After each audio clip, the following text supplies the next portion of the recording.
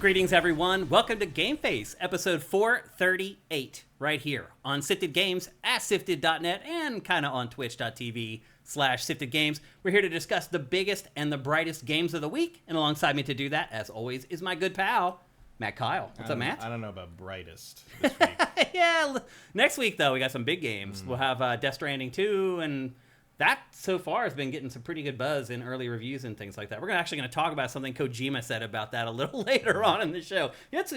He's had an interesting couple weeks. I feel like he's going through like this mental reckoning now that he's finished Death Stranding 2, like this inflection point.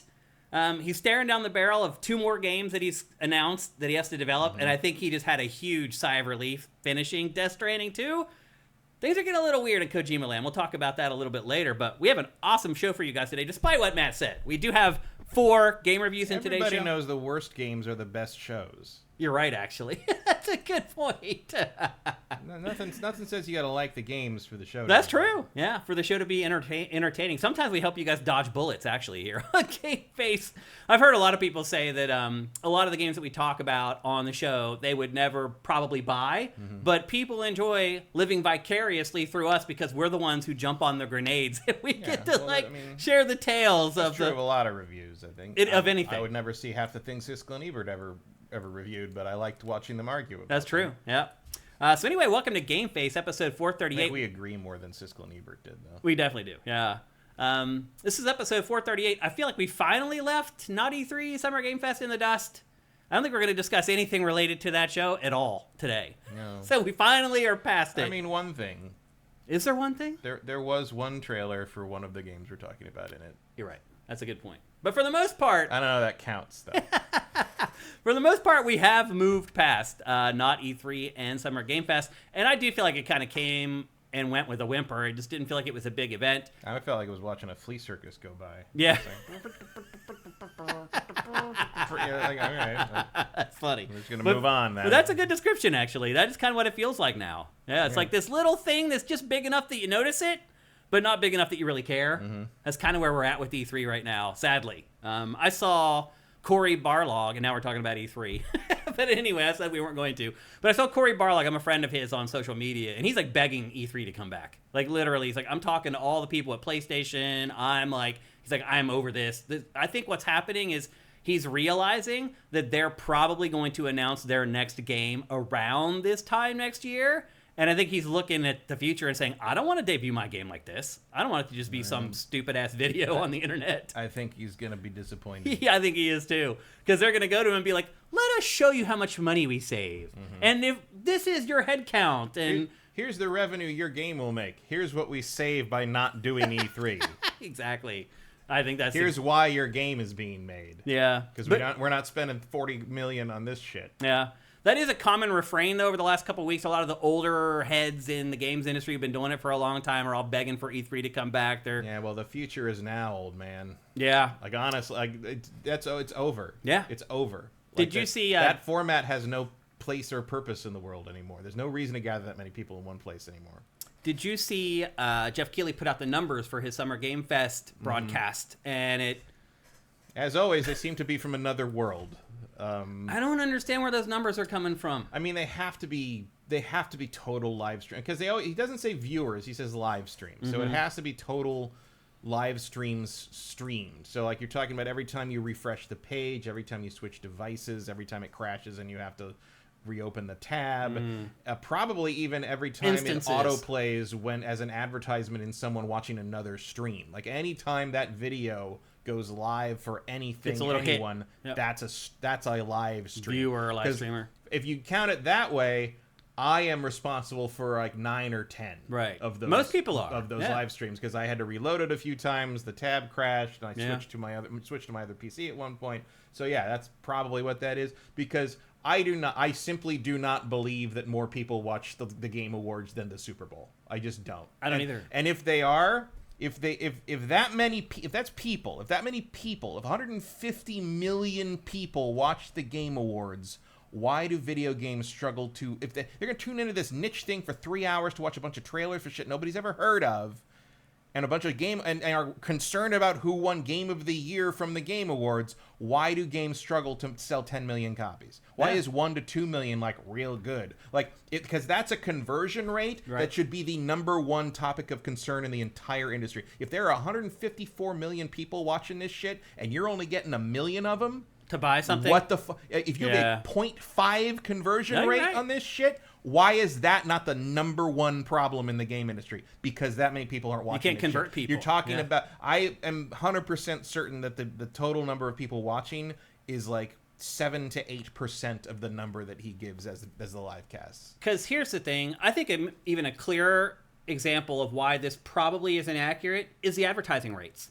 If you have that many people, think about the Super Bowl. They charge millions of dollars per like 15 seconds. $5 million for 30 seconds. Yeah, if the advertisers believe that you have that kind of an audience, they will pay that kind of a rate. Also, you wouldn't have some free-to-play game from China. You would have Unilever and Kraft and General Mills. Those would be the people sponsoring and Toyota, it. Right. And like actual credit card companies. Right. Not some flimsy fly-by-night developer from some far-flung country. No. So there's no evidence as far as stuff that we can see with our own eyes. Just looking at his stream numbers, you watched them. They never went over 1 million concurrents between Twitch and YouTube. No, I paid attention to that. I had Twitch and YouTube open at various times. I switched to YouTube after all because Twitch just had too many ads. But like Twitch never went over 175,000 and YouTube never went over 800,000. Yeah. Like the total never hit 1 million while I was watching. It was around 1 million concurrents. So how do you get to that number? I don't know. I mean, am I supposed to believe that many people were watching in China?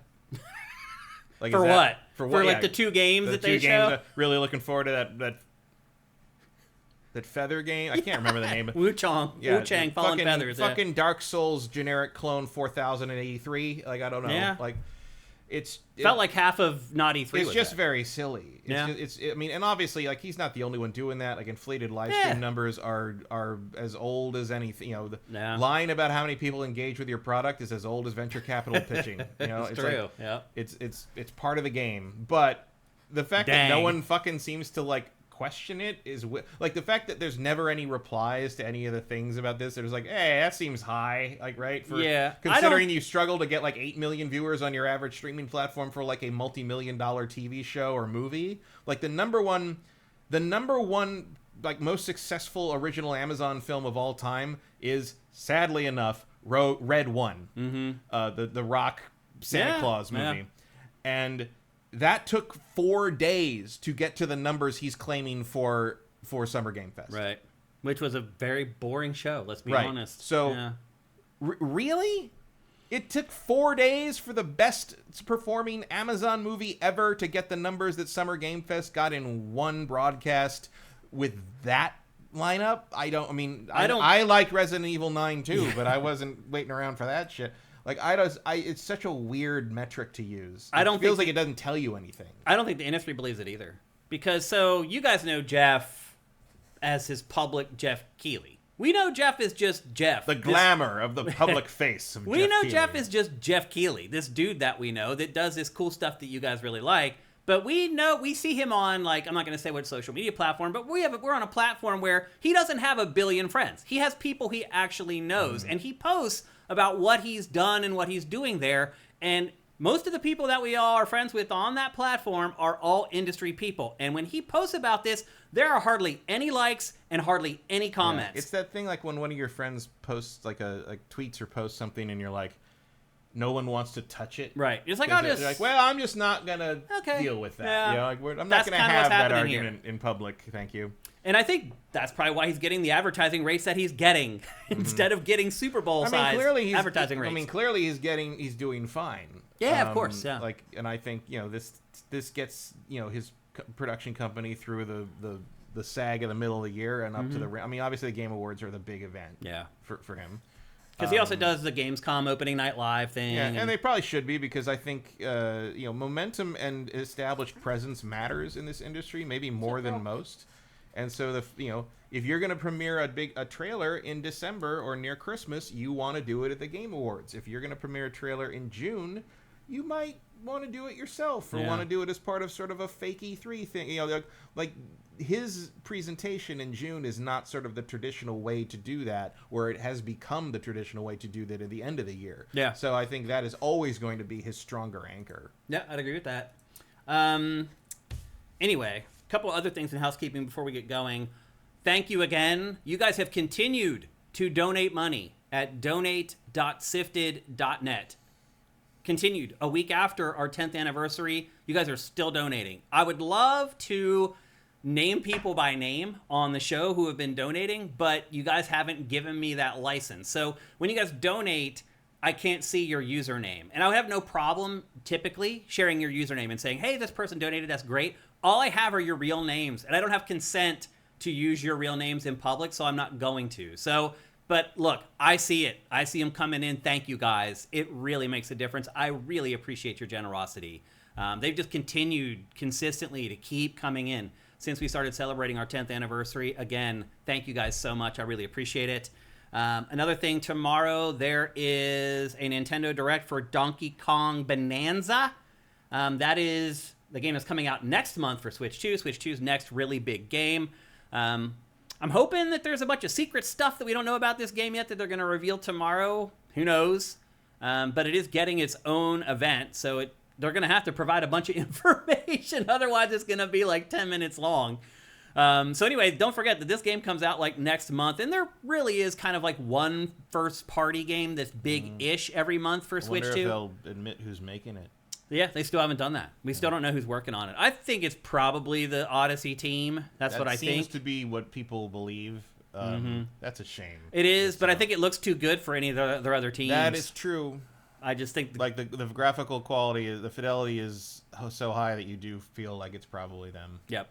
So, which means the next no Mario years may and be years years away. That's pretty disappointing.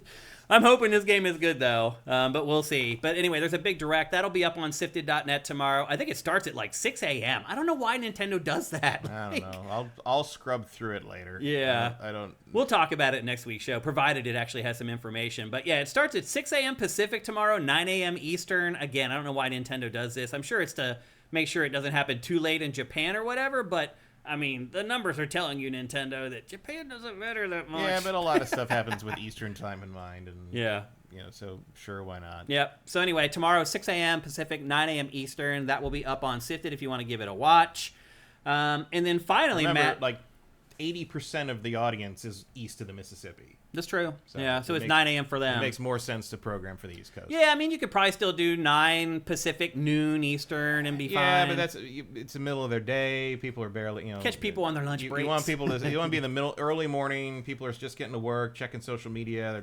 People are talking about the direct. You're gonna get it in front of more eyeballs more readily, and then they'll be like, oh, I gotta make sure I look at that when I get home. At lunch, they might not be paying attention. That's true. So I think it's probably the correct call. Okay. It's just annoying when we're. It really is. Yep. Next up, I don't know if you guys knew this or not. I think we did mention it in last week's show, but there was a beta for Gears of War Reloaded this weekend. Did you give it a go at all? No. First of all, it's hard to find demos on these platforms. Like, yeah, that's true. Every platform is different. Like, they should just have a tab for demos. Hey, or it should just tell you. Yeah. Like, it's like, why doesn't anything tell me, hey, there's a demo of this game you have 5 copies of in your library that you might be interested in this new version of it. It's like, hey, look, you're looking for a new game to play. You don't have any money. Here's all the free demos right now. I don't understand why every platform doesn't do that. Anyway, my grievances aside. Some of them do, but like, you still got to look for it. Yeah. My grievances aside, I finally did find the demo for Gears of War Reloaded, which is a remaster of the first Gears of War that's coming to PlayStation and all current platforms. I found it. I downloaded it. Played the 3 matches. Could never get a game again. Could never get a game again. And believe me, those first 3 matches was me trying to remember how to play Gears of War. Wall bounce, wall bounce, wall bounce, wall bounce, wall bounce. Shotgun, wall bounce. And I'll tell you, Matt, by halfway through the second game, I remembered exactly what Gears of War was in multiplayer. And all it is a race to get the frickin' sniper rifle, and then you hide from the snipers and hoping you don't get sniped. That's pretty much the entire multiplayer suite of Gears of War. I've never had much use for the multiplayer in Gears. The first one, not my thing. The first one I played a ton because for whatever reason, everybody at work was doing it. Like, even people that weren't like in editorial, like remember Bobby Burns, he used to work with us at G4. He was like everybody was playing Gears of War multiplayer. Oh, one of the best players in all of G4 was Mike Dembski, our writer. He was like the him and Mr. Sark were like the two best Gears players. I played like the PvE stuff with them, like in Gears 2 and 3, I think, with the Horde mode stuff. I played with them. We got real far. We did very good in the Horde mode. But the actual PvP multiplayer stuff, I always found like the way the community ended up sort of playing the PvP multiplayer was like, how can we short circuit how the game was intended to be played? It's not a cover shooter, stop and pop in multiplayer. It is a weird, we're going to exploit your the grenade. quirks of everything and like weird use physics stuff. And like, I'm not saying it's not skillful. I mean, like, you got to relearn how to play the game differently, and it was never of interest to me. It is a completely different way to play the game. Yeah. Not a better or worse one. Just one that I don't have interest in. It was, to me, again, so I played that match and then played another match, and it was just the same thing. It was just like, after you die the first time, somebody has a sniper rifle, and if you run out in the open for more than half a second, you're dead. For me, it was back in the day. I don't know about this demo, but back in the day, it was just like you take 2 steps and you just disintegrate from a guy with a shotgun you didn't see. Shotgun roll. He's moving too fast, wall bouncing past you. Well, this is the shotgun roll, too. So they come up to you, you got to shoot them, they do a roll, and as soon as they pop up, bam, and they kill you, one shot. And that was what Gears was back then. The shotgun roll and sniper rifles. And people have lost the muscle memory for the shotgun roll right now. They'll get it back. But right now they don't have it, so it's just all sniper rifles. So I'd had, like, no fun playing Gears of War Reloaded multiplayer. And again, I only played 3 matches, and I wasn't the only one. After that, I could not get any games. I just don't know if I really need to revisit Gears of War. Like, I'm interested in E-Day because it's new. Right. I don't know if I need to play Gears of War 1 a third time. The other thing I would say, too... Actually, 4th time, because I played it on normal and then hard when it first came out, and I played through the remaster, like the 10th anniversary thing.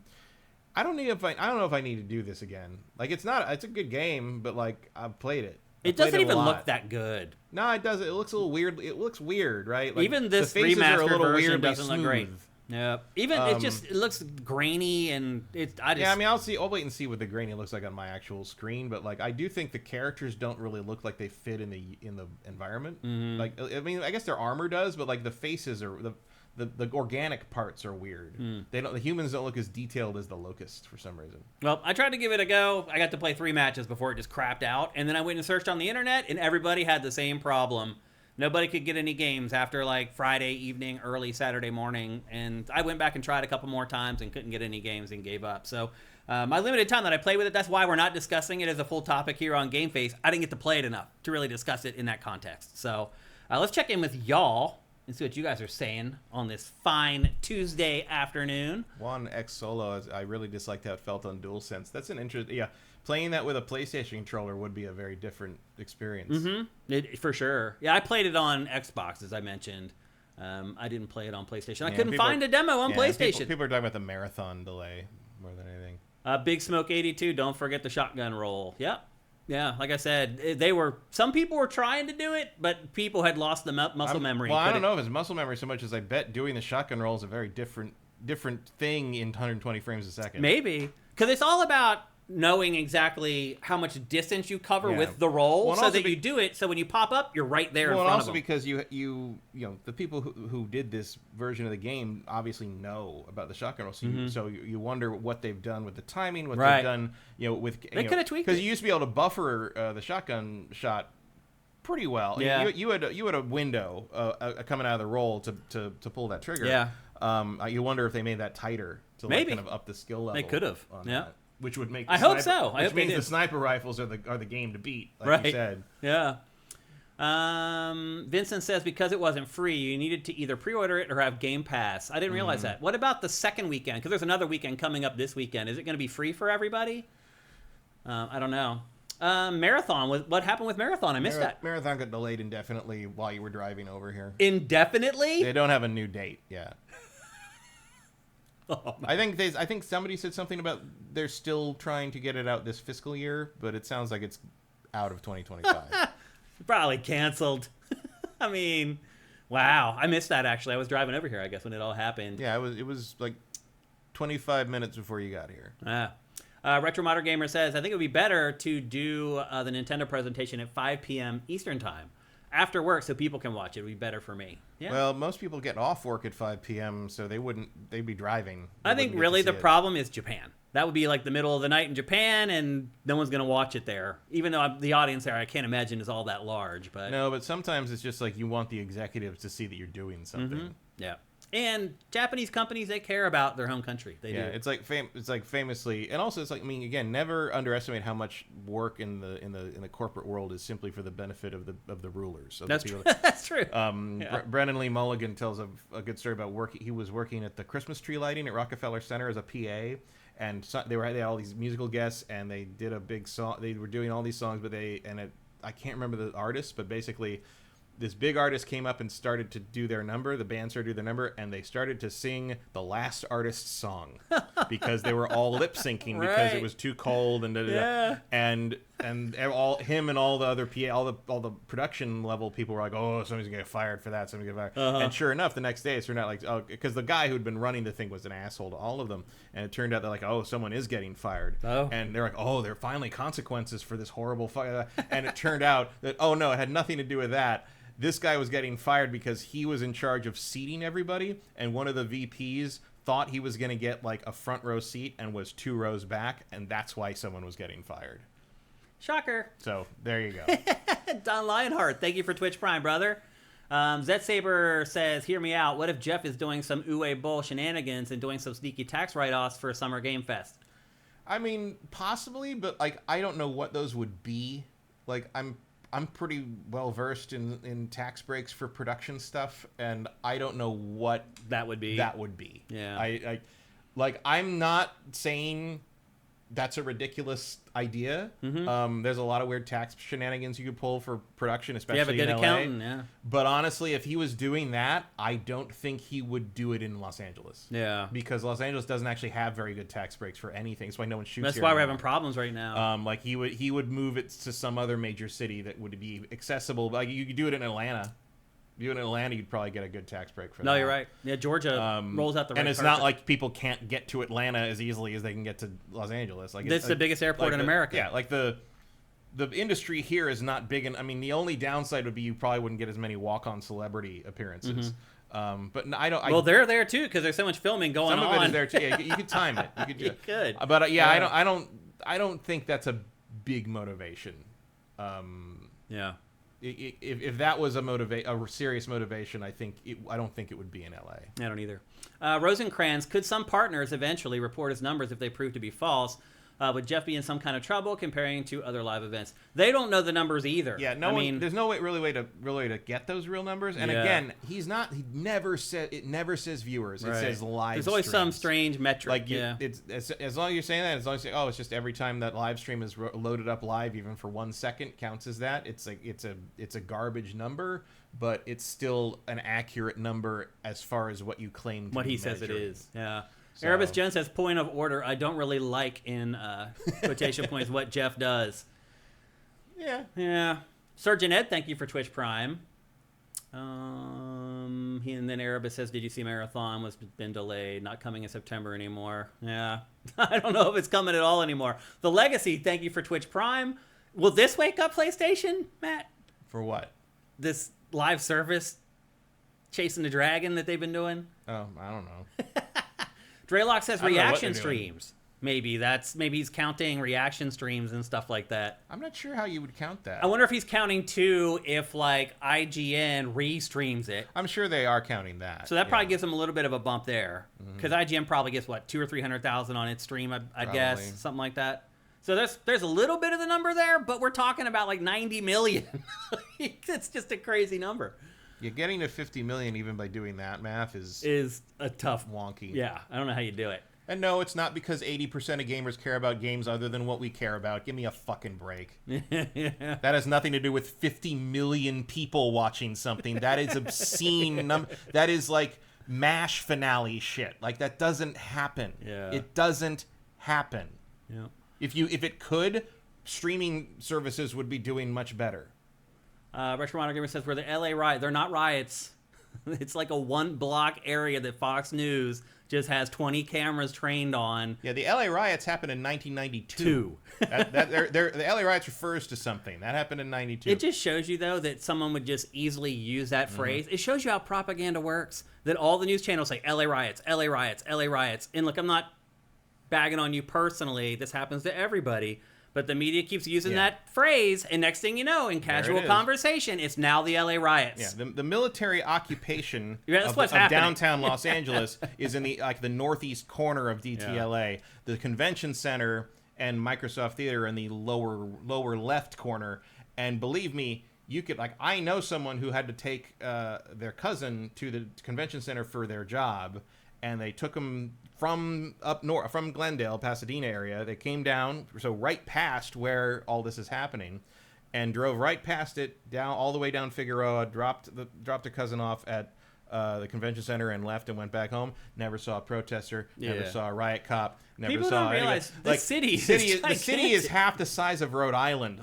Even downtown itself is huge. It would take you almost an hour and a half to walk from the convention center to where this is happening. Yeah. It's very far away. You can realize there are only 10 states in the United States that have more people than Los Angeles County. County. A county is bigger than all states in the United States, but 10. Yeah, the city itself is a little over 3 million people, and the county is 13 million people.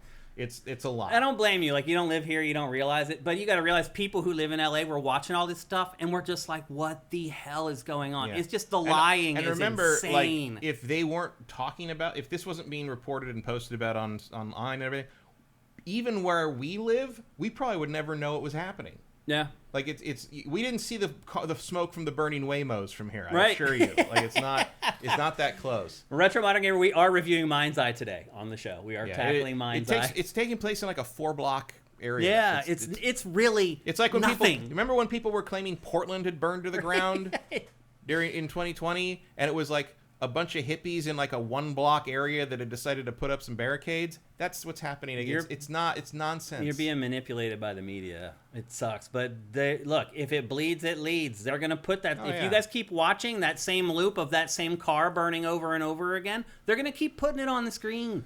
You got to stop watching cable news, man. That's really the root of the problem. Even the ones that aren't pushing the right-wing propaganda. MSNBC is up there. They're going to run it over and over. Liberal rag MSNBC is up there running the burning cars just over and over again because it's better B-roll than a bunch of people standing there with the bubbles. sign. Because that's what's happening. If you go to these protests, it's people holding signs and blowing bubbles. Yeah, it's really crazy what's happening. But anyway, come to LA sometime, man. I think as soon as you get here, you'll understand what we're talking about.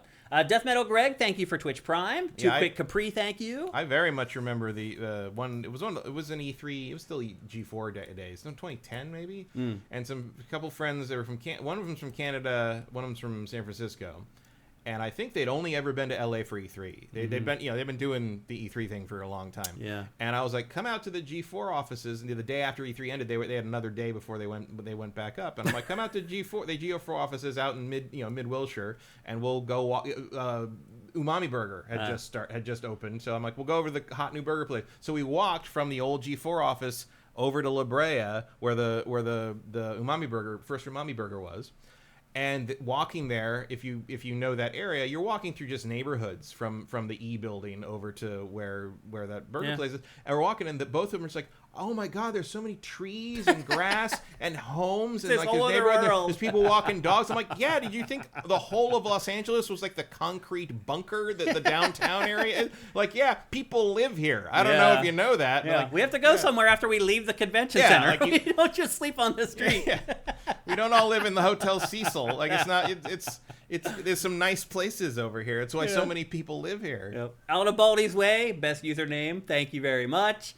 Userfriendly.exe. Thank you for Twitch Prime. That's awesome. We got any more of these here? Don't think so. All right, let me get to the end here because now sometimes you guys respond after we mention stuff. So or subscribe. Yeah, true.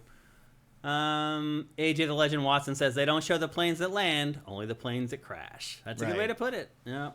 Khalib Tulai reporting on the anti-ICE raids reminds me of how they talk about riots and protests in Paris. It's a single block in Paris, but U.S. News loves to make it seem like France is on fire. Yeah, same thing's happening here right now. I mean, the main thing I take from the Paris stuff is that like Parisians don't let that shit happen. Like it's like you're gonna have to retire a couple years later. Fuck no, we are. I appreciate the French when it comes to getting up and speaking their mind to their own government.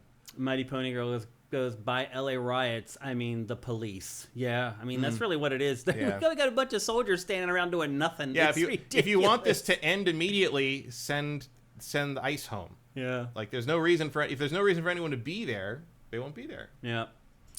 Okay, looks like you guys... Oh, Fruit Eater. Thank you for jumping in there with Twitch Prime at the end there. Swan Senpai says, as a European, American is 90% New York looking to me. All giant buildings and no color. See, that's funny because as an American, most of America is just like an empty field. It's just with corn. It's an empty field. On the other side, you can see a Target and a Burger King. That's pretty much. It's like most of America is like just empty space, and occasionally you run into this like little section where they've rubber stamped every like major chain store and restaurant you can think of in one little like 4 strip block mall, radius, and like then it's just like more field. It's basically a strip mall off the highway exit. Yeah. And then the people live farther away from the highway exit. Most of America is empty. It is, yeah. One of the reasons I have always lived in cities is because the emptiness of most of America makes me dizzy. Like it gives me like an existential vertigo. Interesting. When I first moved here, you remember I had an apartment, like I intentionally picked an apartment near tall buildings because I'm like, at least now I feel like I'm in a city. Right. Because I lived in the valley in 2000 up in Woodland Hills. And I hated it because it felt like I could have been anywhere in the world, in the country. It's also hot as hell. Well, it's hot as hell, yeah. But also, it's like when you're just the only notable like difference between living here and here is which Target you go to. Is like, why don't I just live in Indiana at that point? Yeah, you know, that's true. Yeah. I wish more of it looked like New York. But, that would be nice. Yep. Unfortunately, it's not. Yeah. Once you get past Chicago, if you're driving from the East Coast, there is really nothing. No offense to anyone who lives in those states through there, but there's really nothing until you get to Salt Lake City. Swan Senpai, sounds lovely. I like the countryside and small towns. No, it's not like that. I know what you're thinking about because I've been to Europe and I know the kind of small. It's not like that. It's not like you go to small towns in like England and France and Germany, and it's like, oh, like hundreds of years of history. People have been here forever. These are like beautiful little buildings and things that have been the historical. No, it's not. No, it's not like that. It's absolutely. Old trailers. Like I don't get that kind of vertigo in Europe. Like in Europe, it feels like a place people live. Yeah. And in America, rural areas feel like a place you put people. You had to go. You had nowhere else to go. Whereas like driving through the countryside in like England or France, it was just like, oh my God, this is amazing. You go past a castle that's like 800 years old. And they don't care. They're just it's like whatever. The castle's just like, oh, I got to drive around that every fucking day. If it wasn't here, my commute would be 10 minutes shorter. You know? It's not. It's they don't care. Next to Twa says no. Think Texas Chainsaw Massacre. Yeah, or Children of the Corn. Absolutely.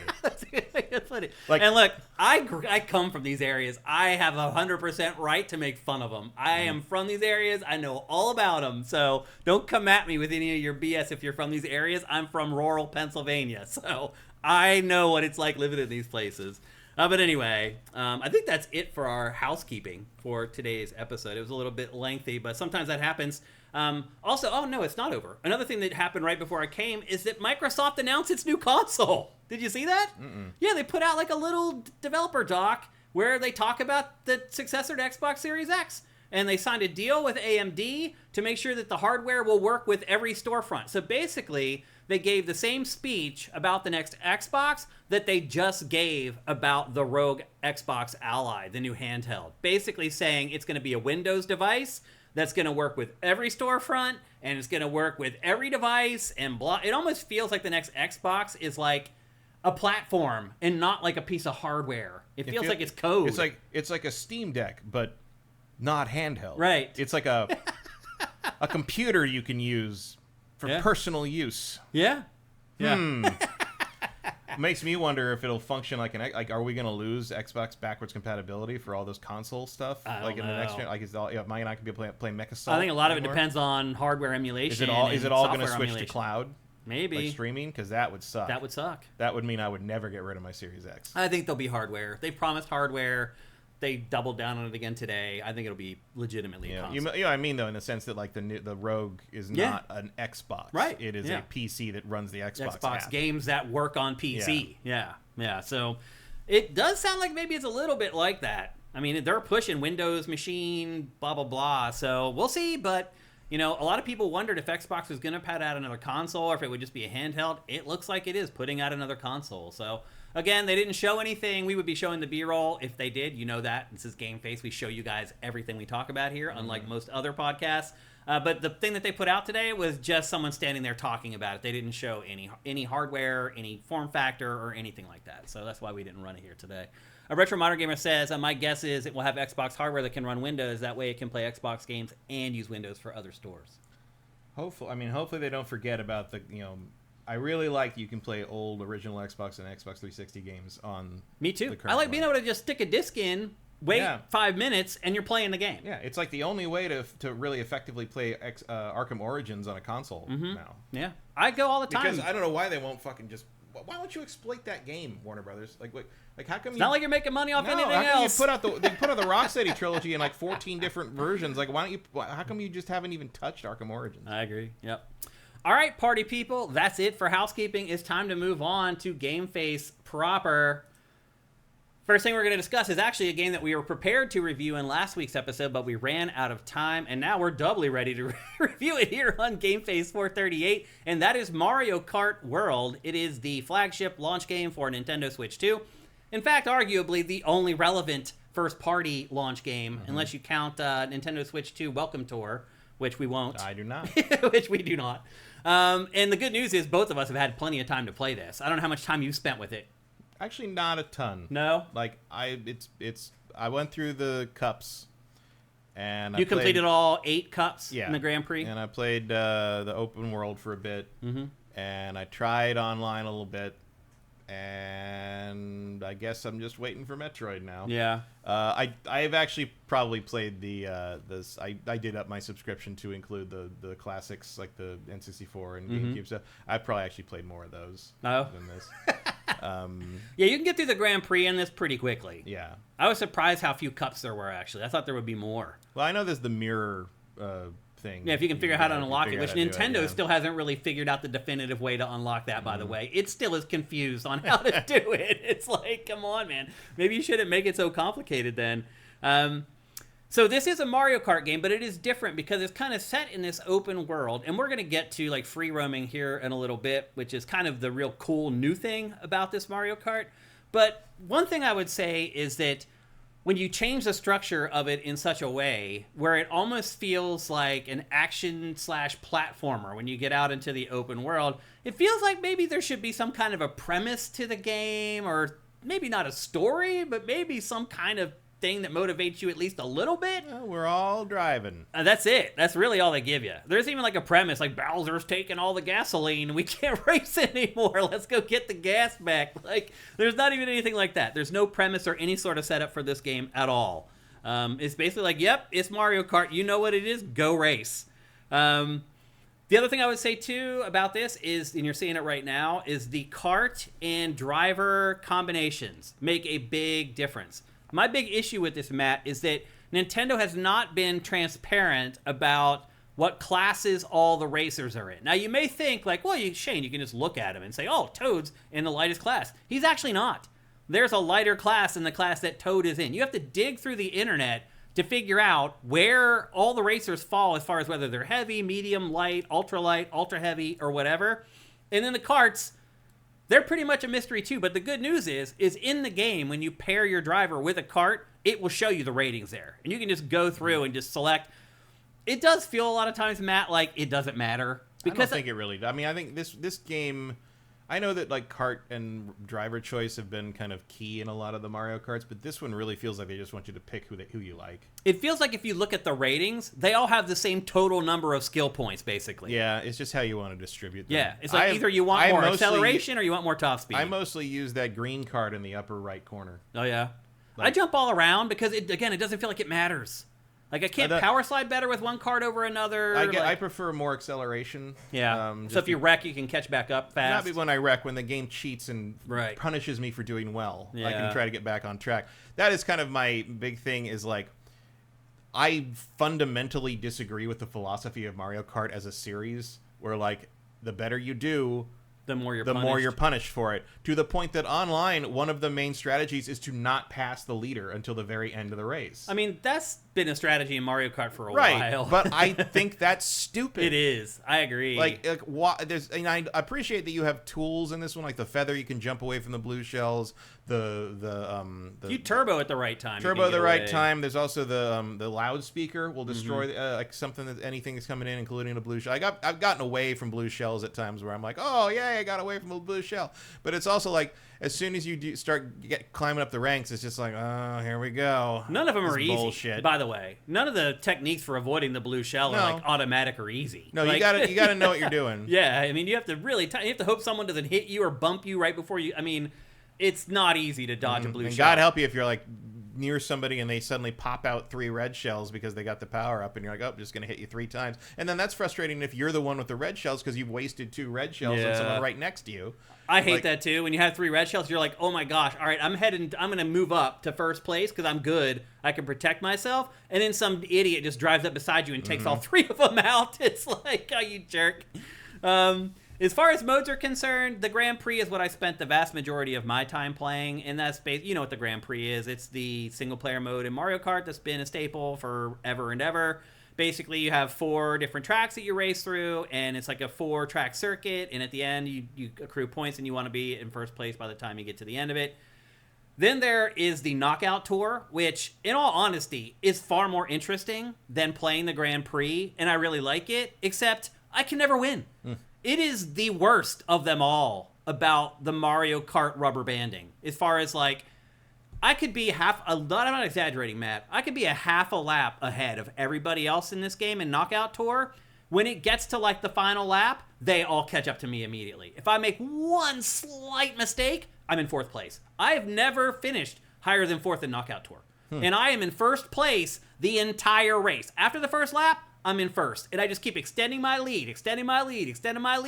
You get to that last lap, everybody just turns on turbo, and they're right behind you. You'd take one turn wrong, they zip right past you, and you end up in 4th place. I don't want to manipulate the game. I don't want to get into this thing where I'm like, well, I'm going to sit back in 3rd place and wait to the final lap, and I'm going to hoard this thing. Like, no. Like, that's not what I want to... It's not how I want to play Mario Kart. So, I love the design of Knockout Tour. I just think with the rubber banding and the way it's set up, playing it in single player, it sucks.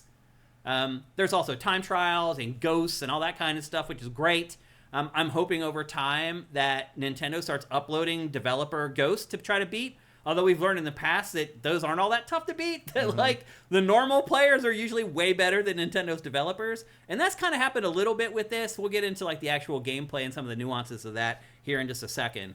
But yeah, there's time trials, there's versus races, there's battles. There's no block fort in this. I don't know if they're maybe later in DLC they'll release it. I don't know. I'm sure they will. It's got to be one of those like block fort's back, kind of like you should reinstall the game. Block fort's back. I'm sure that'll be one of their things. Well, the other thing too is that the battle modes also feature 24 freaking people. It's way too much. Like 4 people in a small map. That to me is battle mode in Mario Kart, and that's what I want. We'll see if they deliver it. Like I think if they put a block fort, they're gonna let 24 people be on block fort. That's insanity. So we'll see. They almost have enough characters to do like a full battle royale. They do, almost, yeah.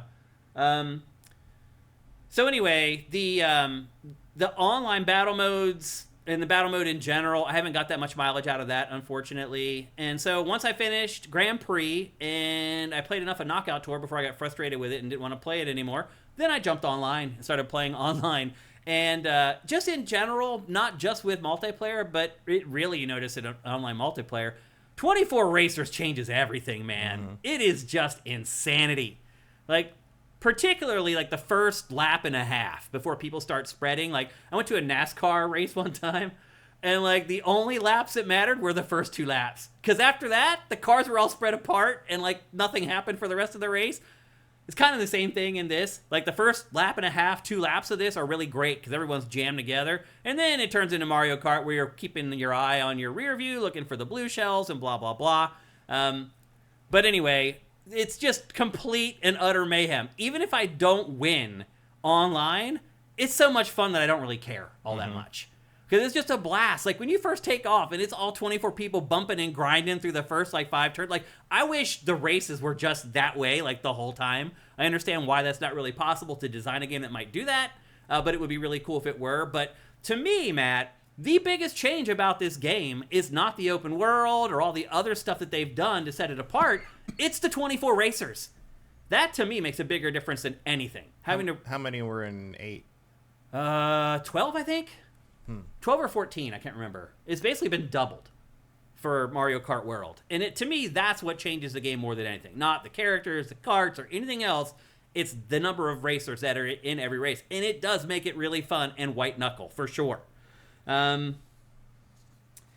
thing that bothered me about the way these modes are set up, Matt, is that when you play through the Grand Prix, so they have the 3 engine classes, 50cc, 100cc, 150cc. There's no 200cc in this, which is a little weird. I'm guessing that's coming later eventually, as DLC as well. It all felt, even 150cc felt kind of slow. Yes, I agree. Here's my big issue with it, though. And other Mario Karts have been like this. I thought they might fix it with this one. But, if I complete the Grand Prix on 150cc, I should not have to go back and complete that on 50cc and 100cc. Have you done that? To do what? To finish it. To finish off the Grand Prix in those engine classes. That matters? Yeah, I mean, it does, yeah. What does it do? I'm not sure what it unlocks, but you just can't complete them. It doesn't automatically complete it if you complete the 150. You have to actually go back and race through them, slow as molasses in 50cc. But how can you tell? Because they're not completed. You can see it in the game. What does completed look like? Well, it gives you a rating and a trophy, and it tells you how many times you got first place in all the races and blah, blah, blah. So if you have to physically do those races to have the game consider that you've completed those engine classes. You can't just complete 150 and that automatically completes the other ones. But why do I care if I've completed 50cc or not?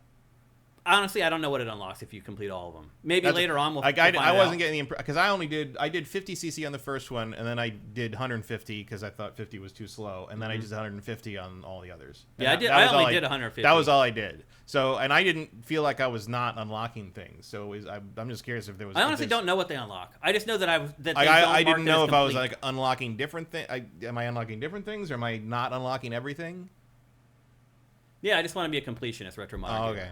Yeah, I don't care about. I mean, I am a completionist, but I don't care about. And I mean, we may find out later on that there's some crazy cart that gets unlocked. I was going for 150 cc's, and I wanted 3 stars for getting the full stars or whatever for getting first place in all the races. Yeah, that's what I'm trying to do too. But yeah, and I know you can get those stars by doing it in 50cc. I mean, it doesn't differentiate between cc's for some reason for that. Yeah. But I just found 50cc boring. Yeah, me too. And to me, 100cc is also boring. Yeah, 150 is fine. But I was a little surprised that there wasn't something fast, or that not even that there wasn't 200, but I was a little surprised that everything just wasn't faster. Yeah. There's 200cc in Mario Kart 8. Yeah. Was that added later? I think it was actually. I have a memory of a CC class being added. I'm not 100% later in sure. One of these. I don't remember if it was that one or if it was another one. Yeah. But I feel like I remember the players complaining that it was too slow, and Nintendo's like, okay, you weirdos, here's a faster one. So people in chat are saying that completing 150cc automatically completes the lower levels. I don't see that. In my game, it's not showing those easier engine classes as completed. So I don't know if I did something wrong, but that's not what's happening in my game. They're sitting there without their icons next to them like the 150cc has. So I don't know what you're talking about. If you get gold in 150, you get gold in 50cc. That's not showing up on my game for some reason. Like, I can go to the screen where you choose the engine class, and 150 has my little icons next to it, and the other 2 engine classes do not. So I don't think I looked again. Yeah. I don't know. So, anyway, that was something that bothered me, but it's really nitpicking the game. It's not that big of a deal. To your point, I don't even know what it would unlock if I did that. It's just me. It's my OCD and having played a bunch of Mario Karts in the past kind of taking over, basically. So let's talk about free roam. It probably is the biggest change to the Mario Kart formula. This game, would you call it open world? Yeah, I mean, go Yeah, anywhere. I would. Yeah, you really can go anywhere. The crazy part There's about not a lot it, to do. yeah. But it is really open world. You can drive on all the areas in between the tracks, and then you can actually go onto the tracks, and like there's not a race happening or anything. There's people going around the tracks, but you're not a part of the race. Like, you're just showing up while all this other stuff is happening. So it is really like this big living, breathing world where stuff is happening independent of what you're doing. And if you stumble across a track and start driving around it, you'll see people racing on that track, which is kind of cool. Now, you wonder, like, what do you do in the open world? And to Matt's point, I don't think there's enough to do in the open world. No, not remotely. Like, there's little missions you can do, but like they're few and far between, and they don't really give you anything. Well, there are tons of missions. I think there's like 300 or 400. But it's a gigantic world, and it's just like they feel very sparse. Well, I think the idea is they want you to search for them. Yeah, I just got bored of it. There was no why? What am I doing it for? Just more gold coins to unlock more cards. More cars, but I'm just like, it just didn't feel rewarding, which is weird because not feeling rewarding is not a problem I normally have with Nintendo stuff. Nintendo's usually very good about making you, like, at least tricking you into thinking you're getting a good reward. The only other time I can think of that I thought Nintendo was doing failed at that was Mario Odyssey, where I thought that the moons or whatever, like, there's too many of them. So I mean, it basically had moon inflation. It was like okay, if I can just get one from like stomping on a sand mound, why would I do this complicated, like, platforming section to get the same thing? It's sort of like, this is like, okay, I mean, I guess so. And some of them are fun, but most of them, and I guess they're good in the sense that you can restart them and retry them immediately. Like, they're very friendly in terms of not like wasting your time. Yeah. But I don't know. I felt like there wasn't enough to justify why there was an open world mode. There's basically a ton. But here's what Nintendo, here's why I mentioned when we first started discussing this, the fact that there's not any sort of a setup or a story is because when you start dealing with the open world and looking for the P-switches, it does turn into like a 3D platformer where you're searching through the environments to try to find the P-switches. And they are hidden in a lot of cases in very clever ways and in very clever places. And so there's a little bit of a reward for finding that stuff. But my big issue with the P-switch stuff and the open world stuff is that they don't scale to you. So the challenges that are out there, they're static. They stay the same no matter what. So you can stumble across one that is a joke how easy it is. And I would argue that most of them are too easy. They should be more challenging than they are. But then every once in a while you come across one that you're like, damn, like I tried this like 10 times and I can't complete it. And there's no rhyme or reason. The game doesn't scale to where you are in the game. So the P-switch missions that are out in the open world, most of them are way too easy, and you get them on your first try, and that makes you wonder why I'm even bothering.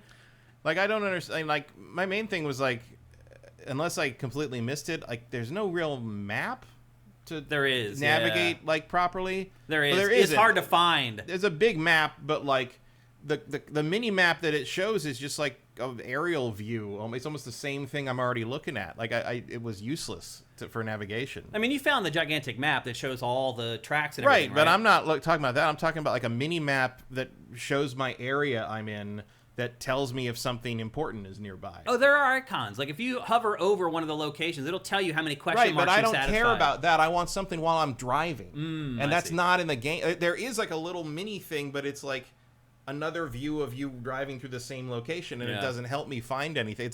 It's like, it's very weird. I mean, even fucking Forza has that. Yeah. I mean, you're seeing now, these are the P-switch missions right here. This is one of them anyway. Yeah, I like most of them, but I just didn't feel like... But there's so there's hundreds of them. It's still not enough. The world is way too big. So world's too big, and also, again, it's not.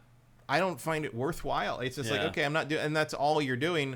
And I'm not saying I want a story because I don't think that would really help with me. I don't know what I want. I don't, like, there's no reason to drive around and do cool shit until you find a P-switch. Like, there's nothing else to do other than collect coins, I guess. Yeah, well, there's coins. There's like 3 things that you can collect, and again, those challenge you to get to places, like using the wall riding and the new hyper jump. Right. But it's just like, I can get coins and, like, the little paper bags of fast food that give you new outfits, like, in the actual races, which I think are more fun than the open world stuff. Perfect timing with the B-roll. So like, what am I doing here, kind of thing, you know? Like, it's the open world thing's like a nice little trick that you pull because, like, you know, you designed it this way, you designed everything like interconnected, so you can do that, which is, you know, that's cool. But like, I don't know, like, as someone who loves open world stuff, this didn't really scratch an itch. I preferred the Grand Prix stuff because it was more focused. Well, I agree with you. Eventually, I quit this mode because I'm like, I don't want to play another super easy P-switch mission, and most of them are. Like, and to your point, it's like, yeah, I can go collect these coins and these other things out in the open world, but why? Like, what's the point? Yeah. What's the purpose? If it's not fun, I don't want to do it. And a lot of these were not fun. Like, some of the harder ones where you have to find, like, the coins or whatever, like, you have to be really good and, like, wall ride along a wall for, like, half a mile. The wall riding ones were the hardest ones. Yeah, for sure. I thought, by far. Yeah. But here's the thing. I do think that this is, like, the first look at what Mario Kart could become. Should Nintendo have done it if this is all it had? Maybe not.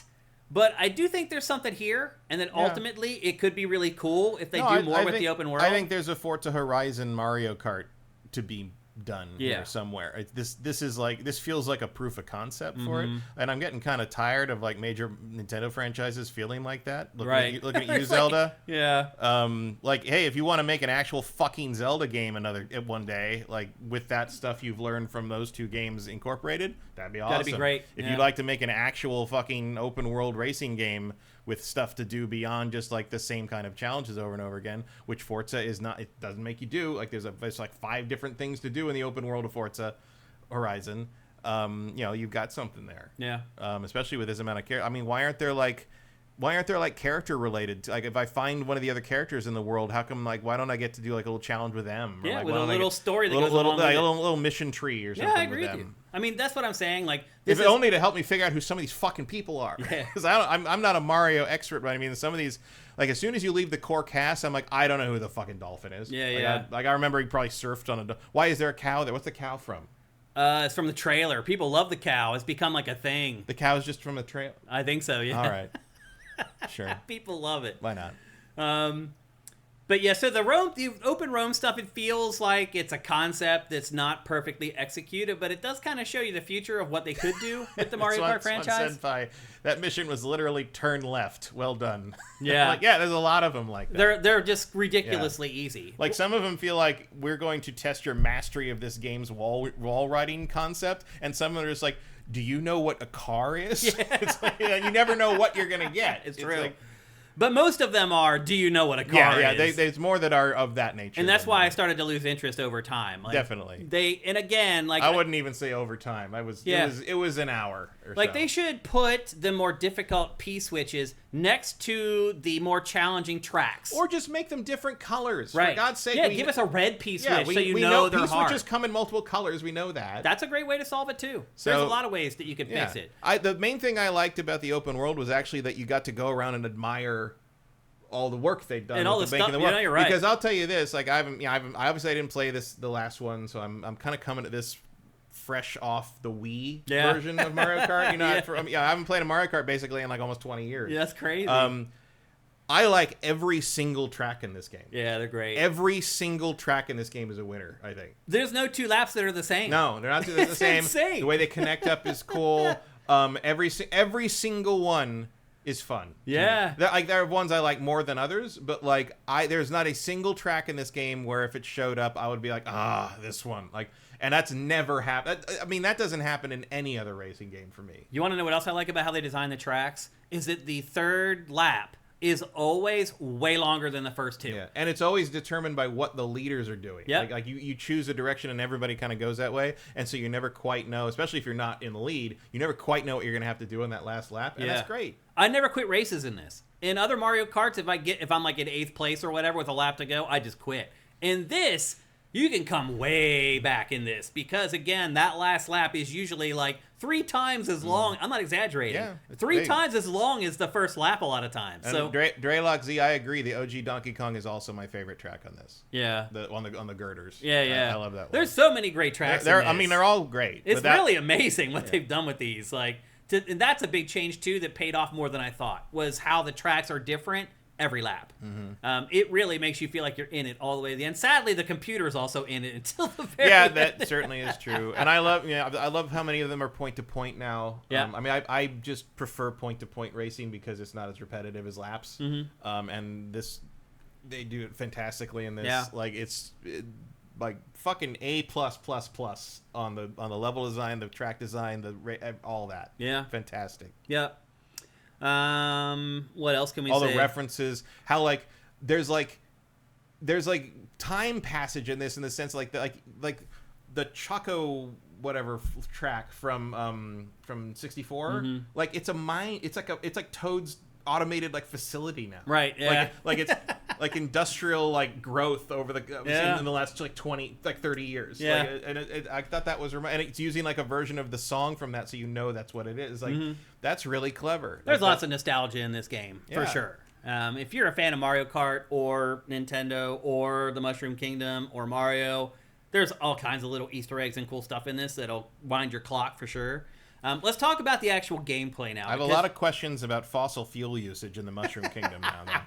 Well, how about the fact that the cow will get hamburgers that it eats to transform? Well, that's just because the cow won. That's natural selection. That's just science. It's a cannibal. The cow in this is a cannibal. Let's talk about the changes to the gameplay. Now, Mario Kart 8 has the tricks and all that kind of stuff that gives you little speed boosts. That's not new. What is new is the rail grinding and the wall riding. The first thing I would say about both is that the charged jump that you have to do to start either one of those, in most cases, I think sucks. You can't... It took me a long time to figure this out. You cannot touch the analog stick while you're trying to do the charged jump. You have to be going perfectly straight. And so to line up to get onto an object to either grind or wall ride, you have to let off of the analog stick for like a second beforehand, then hold in the button, and the longer you hold it, the higher you'll jump. It takes a while to get the hang of. I wish it just worked like Tony Hawk's Pro Skater, where if you just jumped and held the stick in the direction where you're trying to go, you snap onto the object, and off you go. Yeah, it took me a while to realize how that worked. For a while, I'm like, can you not? I thought you could. I remember seeing the charge jump in like the press coming up to the, and I'm like, is that not unlocked yet? Was that a power? And eventually I realized that if I'm touching the stick, then it doesn't work. Which I thought was weird, because in Mario Kart, you're always touching the stick. If you're power sliding or whatever. It's like, I should be able to go from power sliding, hopping while power sliding up onto a rail. Yeah, it feels like, and Tony Hawk was sort of my touchstone on that too, where it's like, I should be able to basically bank a power jump. Yeah. While I'm holding it. Yep. You know, as long as like the price of that is holding the button. Right. Like it shouldn't be going straight. Yeah. Like, I don't know why Nintendo set it up that way. You kind of like get used to it after a while. I guess the price of that not being able to power slide. Yeah. Like I'm not drifting because I have to hold the button down, so I should get that. I don't know. The other problem too is it's the same button as the power slide. Yeah. Or maybe like make it like maybe maybe have the motorcycles have to go straight because they are a little more agile. That makes a little more sense. But like I thought that was unintuitive. Yeah, me too. I got used to it, but I thought it was unintuitive. Yep, it took me a while to get over it. And you have to account for it. So you have to like plan like a second or whatever in advance. Like, you really have to learn the tracks to figure out, hey, I can power slide around this turn, straighten it out just in time to do my hyper jump up onto that rail and grind. Well, and then you watch people online doing this shit, and it's just like, they don't even drive on the track. Nope. They're driving on the underneath the track. Underneath the track. They're wall riding along things that you didn't even think would be solid. You're honestly not even supposed to probably ride on. Yeah. But like, there they are. I don't think Nintendo accounted for... Well, like I said, when we first saw this game shown, I was like, that people are going to break the track. Oh, they have broken in ways that you can't even imagine. Well, it's like the developer times or whatever, or a joke. It's like, once you're riding below the surface of the track on a wall the entire way through the track, it's like you're getting like 20-second lap times, and you're supposed to have like a minute 50 or whatever. Well, like it's playing this online with people that know what they're doing is just like, you're not playing a game. You're just sort of watching in admiration. I just try to have fun. People have just crushed this thing into submission. Yeah, I don't take competition seriously at all, because if you do, you can't. Yeah. It's like, even if people weren't doing my life. Even if people weren't doing all that shit, it's like, you can get blue shelled back in the 14th place in the last like 50 yards of the fucking race, and and finish last. You cannot invest yourself in this fucking game. And it's one of the reasons I don't really like Mario Kart very much. Yeah, I can understand that. That's just irritating to me. Yeah. Like, there's catch-up mechanics in fighting games too. Yeah. But it's not like someone would activate X Factor in Marvel vs. Capcom 3 and you were just dead. Yeah. Like, you could be if you got hit by Dark Phoenix, but it's like the blue shell is just all fucking... And, like, God help you if anything just keeps hitting you, and all of a sudden just everybody just passes you. snowballs. That's the end of it. It's like, you know, it's really irritating, and, like, I don't know who that's for. I don't either. I'm not a fan of the power sliding either, and it's been an issue with me for a while. They should go back to Mario Kart 64 power sliding, where it was skill-based. This power sliding, you don't have to wiggle the stick, like in time, and still keep your cart on the line. You just hold it, and just as long as you hold it long enough, it goes from blue to red, and then you just release it, and you do the turbo.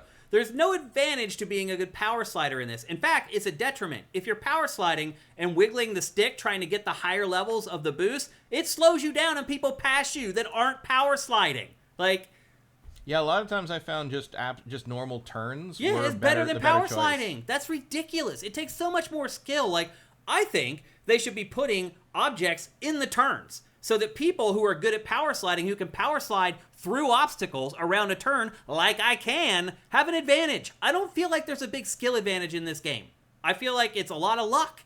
And a lot of people will argue that's Mario Kart. It makes it so casual people want to play it because they know they still have a chance. Let them play with other casual people. You can figure out who's good or bad at this based upon their single player data. To me, this franchise has gone backwards as far as the mechanics are concerned of the actual racing. There's no way that I should be power sliding around a turn, cranking the stick, trying to get to those higher levels, and some dude just rolls past me just going straight. Like, that's wrong. So that's honestly my biggest issue competitively with this game. And it was like that in Mario Kart 8 as well, so I've kind of learned to just deal with it. But I think it sucks, and I think it does not promote skill-based play in this game. I think this game promotes using its new mechanics, which I think is probably what Nintendo wants. They want people to use the wall riding and the grinding to get good at the game, but I don't think Nintendo anticipated. Yeah, there's almost a sense that like power sliding in this is in it because you expect it to be there, right? But we know that we're really here to wall ride and grind on rails and find shortcuts. The speed boost on the rail grinding is unreal. Yeah, like it's like forget it if you're not doing that. Yeah, you don't have a chance against good players. So anyway, I think that's pretty much it for Mario Kart World. It worth $80, Matt? No, not remotely. Yeah. I mean, I'm not super unhappy that I paid $50 for it in the bundle. Mm-hmm. No, I wouldn't pay $80 for this. Yeah, I think it's overpriced at $80. I agree with that.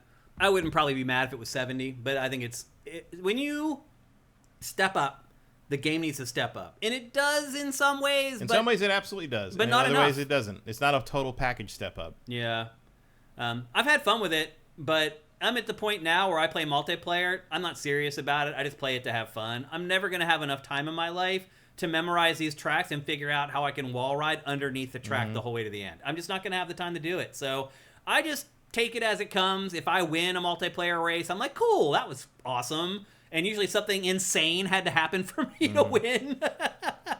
And if I don't, I'm just like, oh, well, because probably something insane happened to keep me from winning. Because I think if it's just racing and power sliding, I'm pretty damn good at Mario Kart. But that's not what it is anymore. So, I would struggle to tell someone to pick this up at $80, to be perfectly honest. So, get it in the bundle. That's all I can say. Get the bundle. It's not like it's going to drop in price, so just get the bundle. Try to get the bundle. And hopefully they don't stop selling those here in the near future, which Nintendo's kind of hinted at already. Is that they seem to? It sounds like you're going to be able to get the bundle for this at least until March. Yeah, it sounds like it. At least they're going to maybe get through the holidays before they get rid of the bundle. At least I hope so. I think that's. I mean, if you're going to get a Switch 2 anyway, paying $50 for this is better than paying $80. Yeah, for it's it, worth $50. Yeah. No doubt. It's probably the best Mario Kart ever. Maybe. I mean, I've seen people that still think the last one is better. 8. Yeah. Well, they have the advantage there of having like a billion tracks. Yeah, it's been around forever. Yeah. And tons of. But again, I think this does a pretty good job of including just about everybody you could think of. Mm-hmm. I mean, you got to unlock tons of them. But best Rainbow Road ever in this game. It is the best Rainbow Road track ever, without a doubt. And I usually don't like a lot of Road. these are the best tracks in the series history. Yeah. Like it's a good game. That is where it's even maybe a great game, but its biggest triumph is the actual tracks. Yeah, I think. Yeah, I'd agree with that. Well, let's check in with you guys and see what you guys are saying. You guys have all had a chance now to play Mario Kart World as much as we have. Rock and Roll says, might have missed it, but thoughts on the soundtrack. It's one of the best soundtracks I've heard. Yeah, they are pretty good. Soundtrack's very good. Yep. Yeah, I agree with it. And they also just found, what is that song called, that Easter egg that they put in every game? Huh? There's a song that they put in all Nintendo games. They hide it a lot of times. I can't remember what it's called, but they found it in Mario Kart like yesterday or whatever. It's in there. But yeah, the soundtrack's great, for sure. Swan Senpai says, I sold my code at the weekend, and watching this, I'm glad I did. I mean, why? It's still fun. It's still a great Mario Kart. We just said it's like the best Mario Kart ever. Thomas Thorson says Double Dash was peak Mario Kart. I haven't heard too many people say that. No, I There's Vincent. Totaka's song. That's what it was. Yeah. I don't know what that is. You haven't heard of Totaka's song? No. It's this little ditty that they hide in, like, I don't think it's in every Nintendo game, but it's in a lot of them. Zed Saber says Tadeki's song. Kind of the same thing. Yeah. Greggles Wong says, I agree Double Dash was the best. So there's somebody else that agrees with you. Interesting. I didn't like that mechanic. I didn't like Double Dash very much. Yeah, I didn't either. I played the hell out of it because I play every Mario Kart like crazy, but I didn't think it'd probably be like 4th or 5th on my list, maybe. Let's see, Drifter J, do you know why they never revisited Mario Kart Double Dash? A lot of people are talking about it. I guess a lot of you guys like it. Because I think most people didn't like it. Yeah. Most fans did not like Double Dash. Most people complained. I think it upped the complexity to the point that a lot of the casual fans just weren't into it. Yeah. Remembering to switch your character to do what you wanted to do was a little more than people want to think about what was happening on their cart. They want to look at what's ahead, not what's happening in the foreground. Yeah. Retro Modern Gamer says the Wii version is where I noticed the rubber banding and stopped playing. I like the N64 one. I don't know how Double Dash is. I mean, there's been rubber banding in every Mario Kart. Yeah. It's just different degrees of it. This one may have the worst rubber banding, I think, of all of them. I think it depends on what it... Like, I don't find the rubber banding too bad in the Grand Prix. I only played one round of Knockout because of that. Mm-hmm. Because I'm like, it's they're brutal just on Knockout, you through that man. whole thing. Like, it's they turned that out way up. Yeah, I mean, it made me stop playing it after a while. Yeah. Yeah, Annie T. Monham pointing out that people have exploited the wall writing within the first day. It doesn't take long. Retro Modern Gamer says, the game is not vegan friendly, LOL. No. Swan Senpai says, is it worth getting if you have Mario Kart 8 and all the DLC? Wait, didn't he just say he already sold his code? That wasn't him, I don't think. It was somebody else? I thought that was him. And all the DLC, the nephews don't play online. I mean, there's more tracks in Mario Kart 8. Yeah. There's more content in Mario Kart 8, so maybe wait a little while until they catch up. Wait for the DLC and see how they expand it. Yeah, so that's what I recommend. Also, if you're used to 200 in Mario Kart 8, I bet you're going to think this game's too slow. Probably. Yeah, if you're used to 200cc, it is a noticeable drop down. Dreylox OG Donkey Kong's my favorite.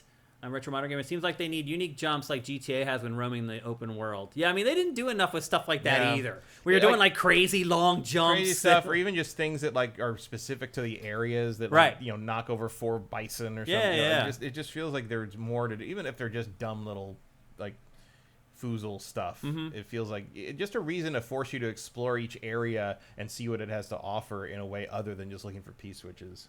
Yeah. Ed Rock the Truth agrees with you. He says free roam is addicting, but the mini-map is horrible, which it was more intuitive. Yeah. Two Medic says unlocking character skins have been very rewarding so far. That's the other thing we didn't really talk about is you're just like constantly unlocking stuff. Mm-hmm.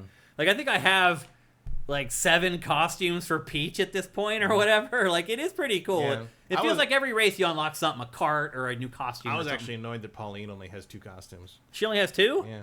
So they've put tiers together for characters. Like Peach has tons, Toad has tons, Mario has tons, obviously, but like Pauline and Donkey Kong only have 2. Donkey Kong only has 2. I mean, I guess what else are you gonna put? I mean, how much different ties? So many colors of ties you can have. Vincent says 200cc was a big update for the Wii U version. Then it was in Deluxe by default. Mm-hmm. Yeah. So Mario Kart 8 is where it was added, but it was in Deluxe when you bought it. Okay, I think we already got through all those. Any other comments or questions before we move on? Dreylock says, I got the final card at 3,000 coins, and I'm so sad I didn't get any Mercedes-Benz or the tri-wheel car. I forgot about that Mercedes-Benz thing that unlocked. It was like the last thing that unlocked in 8? The last card, I think. Yeah. I thought it was 4,000 coins you needed to unlock everything. And people have found this conveyor belt that just spits I coins. saw 3,000. Is it 3,000? Because I saw the thing where some guy just followed behind that truck that spits coins out for, and he did it for like an hour, hours and hours and hours, and he eventually got enough. There's a conveyor belt where you can just park your cart underneath it, and the coins just fall under your cart. And they said if you leave it sitting, it'll take 4 hours to unlock everything. All right. And that's on SIFTD in the guides channel. It's SIFTD if you want to do that. I'm not telling you to do it. I'm just saying if you want to. The guide for doing that is on SIFTD right now on the guides channel. Swan Senpai says, yeah, I sold my code. My MK question was because the nephews might want an MK for Christmas. Okay, gotcha. All right, well, there you go. That is Mario Kart World, the Switch 2's big launch title, which I'll admit in the end I was kind of a little disappointed in. Yeah, I think my expectations were a little higher than ultimately what it was. But still a great game, a great Mario Kart. But when you ask $80, that changes expectations. It just does. So I do not think it was worth it. And it'll be interesting to see if I think Donkey Kong Bonanza is worth $80 when it comes out. So isn't that 70? Is it 70? I thought Donkey Kong was 70. That would be great. But I thought all their big first-party games were 80. Vincent will tell us. Yeah. I'm pretty sure Donkey Kong is 70. Is it? Because if Donkey Kong was 80, I would have it in the I am not buying that list already, and I don't. DK is 70, Draylock says. Okay, yeah. So it's $10 less. I mean, I still don't really want to buy it because I don't particularly like Donkey Kong. But I have a feeling I may end up spending more time playing Donkey Kong than I did on Mario Kart. I mean, World. I would guarantee I'd spend more time playing Donkey Kong. Well, you would definitely. But I also don't think Donkey Kong looks very interesting. So yeah. The first Switch 2 game I'm really interested in is Metroid Prime 2, and we still don't fucking know when it's coming out. Yeah. I hope we get that information soon. You'd think we would. Yeah, we definitely Maybe after Donkey Kong comes out. Maybe. Yeah. All right, well, there you go. That's Mario Kart World for Nintendo Switch 2. Next up, we have a word from our awesome sponsor, the one and only L to the S to the cream. LS Cream is a fine cream liqueur created by fellow gamer and sifter Stevens Charles. It's inspired by an ancestral recipe from Haiti called Cray Mass, and a double gold winner for its original taste at the New York Wine and Spirit International Competition. LS Cream can be enjoyed on the rocks or as a mixer for drinks with its rich blend of fresh cream and neutral grain spirits with notes of coconut, vanilla, cinnamon, and nutmeg. It's great in coffee or to make espresso martinis. To learn more, discover amazing drink recipes, or to track down your own bottle using a handy store locator, head to creamls.com/sifted. That's creamls.com/sifted. So I found something else that mixes great with LS Cream this week, chocolate milk. I made some chocolate milk, and I put a couple shots of LS Cream in there, and it was absolutely delicious. That's the other thing I would say about LS Cream, is that you can use it to make drinks that are both hot and cold, and they're equally delicious. Like some liquors, like I would never drink like hot rum. I know some people do. I would never drink hot vodka. But you could put LS Cream in a hot drink like your coffee or something else that you mix up, and it tastes absolutely incredible. Go to creamls.com/sifted. Get yourself your own bottle. If you can't find it locally there, you can find a place that'll send it to your front door, hopefully. I know that right now they're kind of in a renaissance period for LS Cream, and they're starting to kind of look at what they've been doing. So I know people have mentioned that you can't find it in Toronto sometimes. My guess is Stevens Charles and the crew at LS Cream are working on fixing that. There's a lot of stuff going on behind the scenes. So if you've tried in the past to get LS Cream and maybe weren't able to, you might want to give it another try, because I think you probably will have a lot more luck now. So again, if you want to do that, go to creamls.com/sifted. I love LS Cream. I know you will too. All right, let's get on to our next topic. We're going to discuss MindsEye, which it feels like this game is getting way more hype than it deserves. I don't know if I'd call it hype. I mean, if you go, yesterday I went and just anecdotally did a search for it on eBay to see like where it's selling in the resale market. It's selling at almost retail price on the resale market. Yeah, because it's new. But like I said, I sell a lot of my used games on there all the time, and they usually don't do that. People are into, people want as much money back as they can get. I think people want this game to be good. Well, that's too bad. Yep. I'm afraid I've got some bad news for you. So MindsEye is kind of like an old school GTA game. It's made by the guy who worked on a bunch of old school GTA games. It's made by a guy who seems to think it's 2009. Yes, and it feels like he is still living in San Andreas. Yes. Except you could do a lot more in San Andreas than you can do in this. The plot of this game is you are an old army guy? Like a special forces person or Dude. something. Like you were part of some high tech. I mean, he's a drone operator in this high tech thing, and he looks at an ancient little tablet thing underground here, and he gets knocked out and goes comatose, and then like you don't really know what happened. You don't really know what else happened until later. But he has his implant behind his ear is some rare high tech thing, and like one of the technology guys at the new company he works at freaks out when he sees it because it's so rare and like experimental, and so like and he has like visions, and he's. I guess kind of like PTSD, except he's got like cyborg tech in his head. Yeah. And he basically had disappeared and been away for a long time. And he comes, 3 years, yeah. And he comes to his friends here. So he comes to his friend's house here. He's going to stay here. And his friend works at Tesla, basically. Tesla, yeah. It's a high-tech company that makes electric cars and every other kind of advanced thing you can think of. And they've basically built an experimental prototype community of tomorrow, or Epcot, in the middle of the desert somewhere, basically as like a place where people can't have any kind of life outside of the company, which is patrolled by their own security people, and they're patrolled by robot security. And what was that called back in the day when you had the company store? And hit the company store. No, but what was the whole system of that called? Where the company indentured servitude, yeah. 16 tons was called. And his job is basically going to be he's working security. Yeah, his buddy gets him a job there, working in security. And so he shows up at his house. It's so funny. He shows up, and 5 minutes later they're going to work. Right. There's like no time to going to work, and he's already late. Yeah. And in the first 10 minutes, like the most important thing that's ever happened there happens. Yeah, of course. And they send him alone to deal with it. Yeah, he hit someone they don't know. They really can't trust yet. And like, there's an element of like, on one hand, this is some of the worst writing I've ever encountered. On the other hand, finding out that everybody at the high-tech Tesla equivalent is a moron is kind of on point. Yeah. So I'm just gonna set up that first major thing. It's like, his first 30 seconds on monitor duty. Some dude is leaving the building and it's flagged him as he's carrying classified tech he's not supposed to take with him. Mm-hmm. So you watch him with the cameras. Like there's a very dramatic scene where you have to switch from security camera to security camera and watch him leave very slowly while doing nothing. Yeah. And then you switch to a drone and you follow him very slowly and very carefully with the other characters lambasting you every time you do it. And they're like, he's getting away. I'm like, no, he's not. It's still green. I don't know what the fuck you're talking about. The drives in this last forever. You follow him all the way out into the desert, and he goes and he hides the thing in this little burned out ruin of a building. Yeah. And the head of security has you park the drone on another ruined building across the way from it and just sit there. Yeah. And then that night, a bunch of guys come to get the thing, and they don't know which building it's in for some reason. They apparently didn't communicate.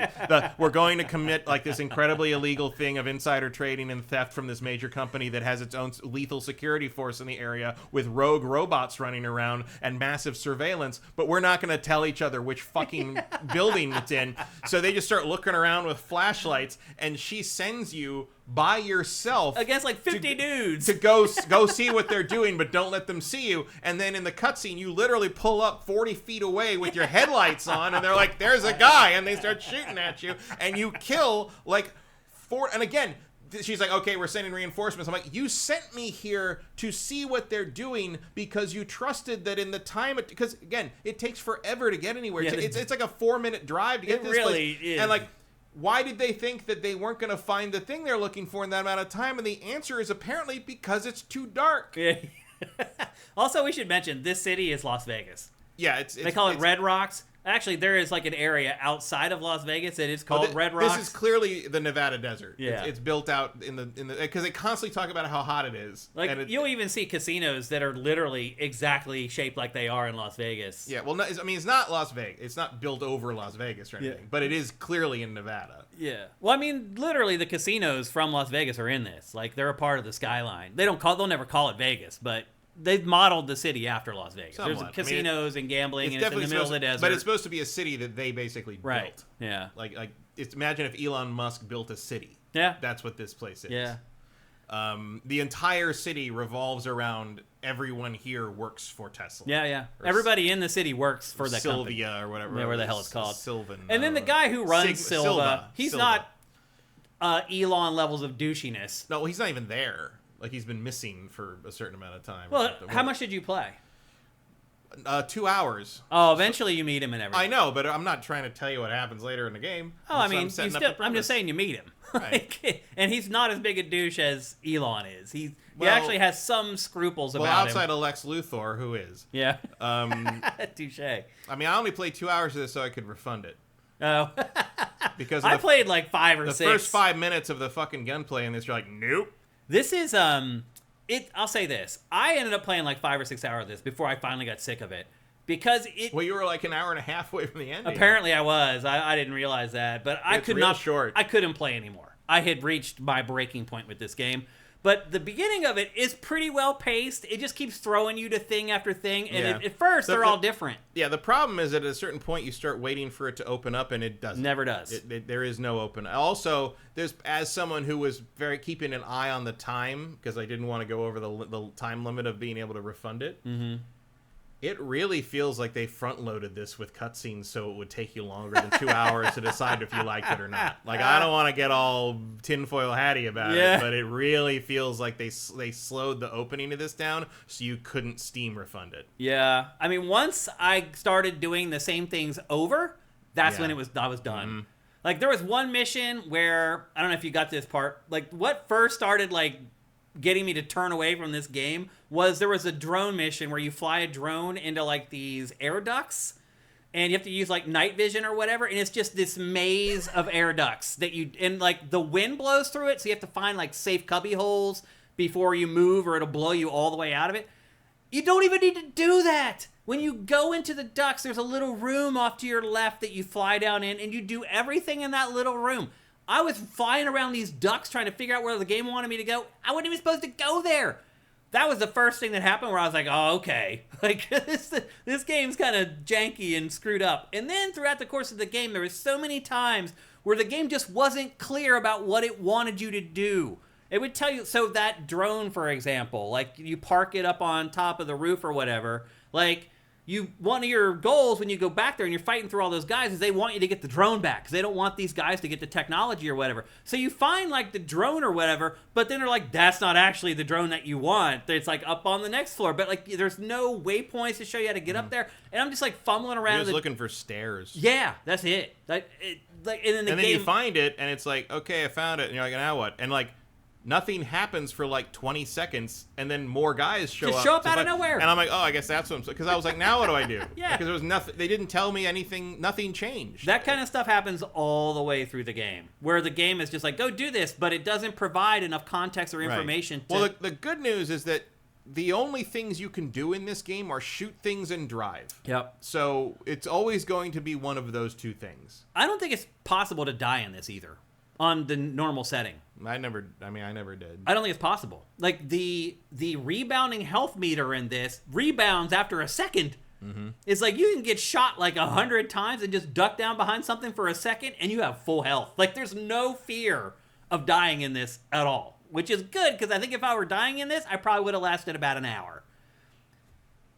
If you are a fan of old school GTA, though, this is about as close as it gets in 2025.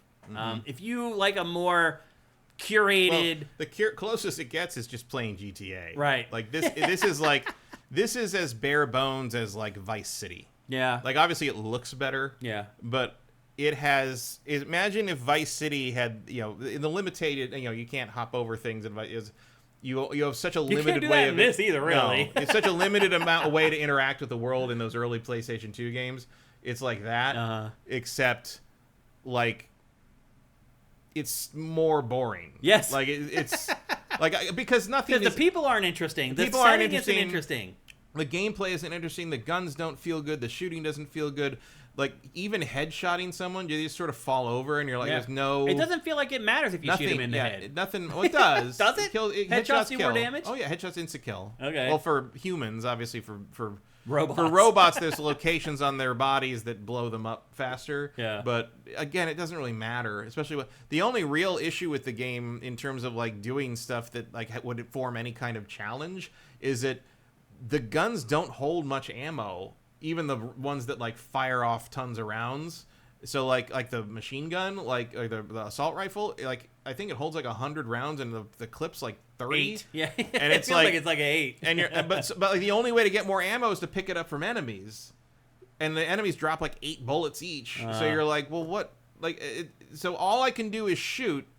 But I run out of ammo constantly, so really you're just down because your pistol, that pistol that she gives him at the beginning, that never runs out. Yeah, and it's really just as effective and it's as just like the as machine good, guns. more or less. Yeah, like it's it really like, is. Really, you want the bigger guns for the robots because otherwise you're just plinking away at them forever. Like they're just bullet sponges. But like the bigger guns are good to like get through the robots faster. It's just, but there's no freedom to do any. Like you can't jump in any car. In fact, how the cars work in this is crazy. You're stuck in the car. It gives you for the. If you get out of the car and get another car, it fails the mission. If you don't get back in the car, it gave you for the mission. It's so weird. The car changes. Sometimes you go out, it's red. Sometimes you go out, it's black. Sometimes you go out, it's blue, and it's a convertible. Well, they explain that. It's like they explain that because every time you damage it, they like secretly take it after you park it, and they fix it for you. Not always though. So sometimes they change. They repaint it a different color, I guess, just for fun. I parked it at home and went out in the morning. It was still damaged like I had left it. Well, because they weren't. They didn't come pick it up from the house. Yeah,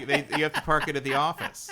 So you never know where your car is. Like, I don't know where it is. Like, I know if I go back to the factory, there's one place where it's always there, but you have to like go on foot to get back to the factory to get back there. Like, if you get out of your car, sometimes the car's just gone. It just disappears. And you can't jump in any car in this game. It's not like GTA where you just run up to a car and jump in it. There, you can just drive your car and your golf cart, and that's pretty much it. Well, my favorite thing with the cars is that if an enemy is taking cover behind a car, and you shoot him, if he stumbles towards the car, his animation will basically clip over the car and take priority over the car, and it will push the car like 40 feet. Like it will launch the car across like a parking lot. It's the vehicle physics in this are terrible. Terrible. They're like made out of like paper mache, the cars, and they bounce all over the place. The physics of everything in this game are terrible. Like this sequence, this is like the first flashback sequence you play. It was like I've played like shooting galleries that were more engaging than this. It's I just ran right up to people boring. and just shot them in the face. There's nothing. This is the section where I learned like, oh, you can't really die in this game. Yep. You'll see in this B-roll, I just run right up to people and just shoot them. It's like, why even bother hiding and using the... Because the other thing, too, is that like the cover system sucks. It's awkward and weird to use. There's no way to transition from one piece of cover to another. It will do this weird thing where he like doesn't move his legs but slides over to the other piece of... It's just... This game is like... Except for like some of the visuals, which are clearly, which is clearly right there. Some of the visuals, not those bricks, not that floor, not those bushes. Some of the visuals are clearly beyond what they could have done at the time. But this game would have been very at home as like a $39.99 release on the Xbox 360 circa in 2009. Yeah, like there is nothing in this game that people weren't already doing on the Xbox 360. No, not at all. Yeah, absolutely. There's nothing. You see right there how he went up to that piece of cover, and his foot just sort of moved that giant cinder block out like of the way, like it was made out of cardboard. Yeah, the physics, and there's the enemy's gun clipping through the wall. Yeah, the physics in this are all screwed up and like... And if this is your demo for this fucking everything thing, that apparently we were supposed to weren't we originally supposed to buy this inside of that game?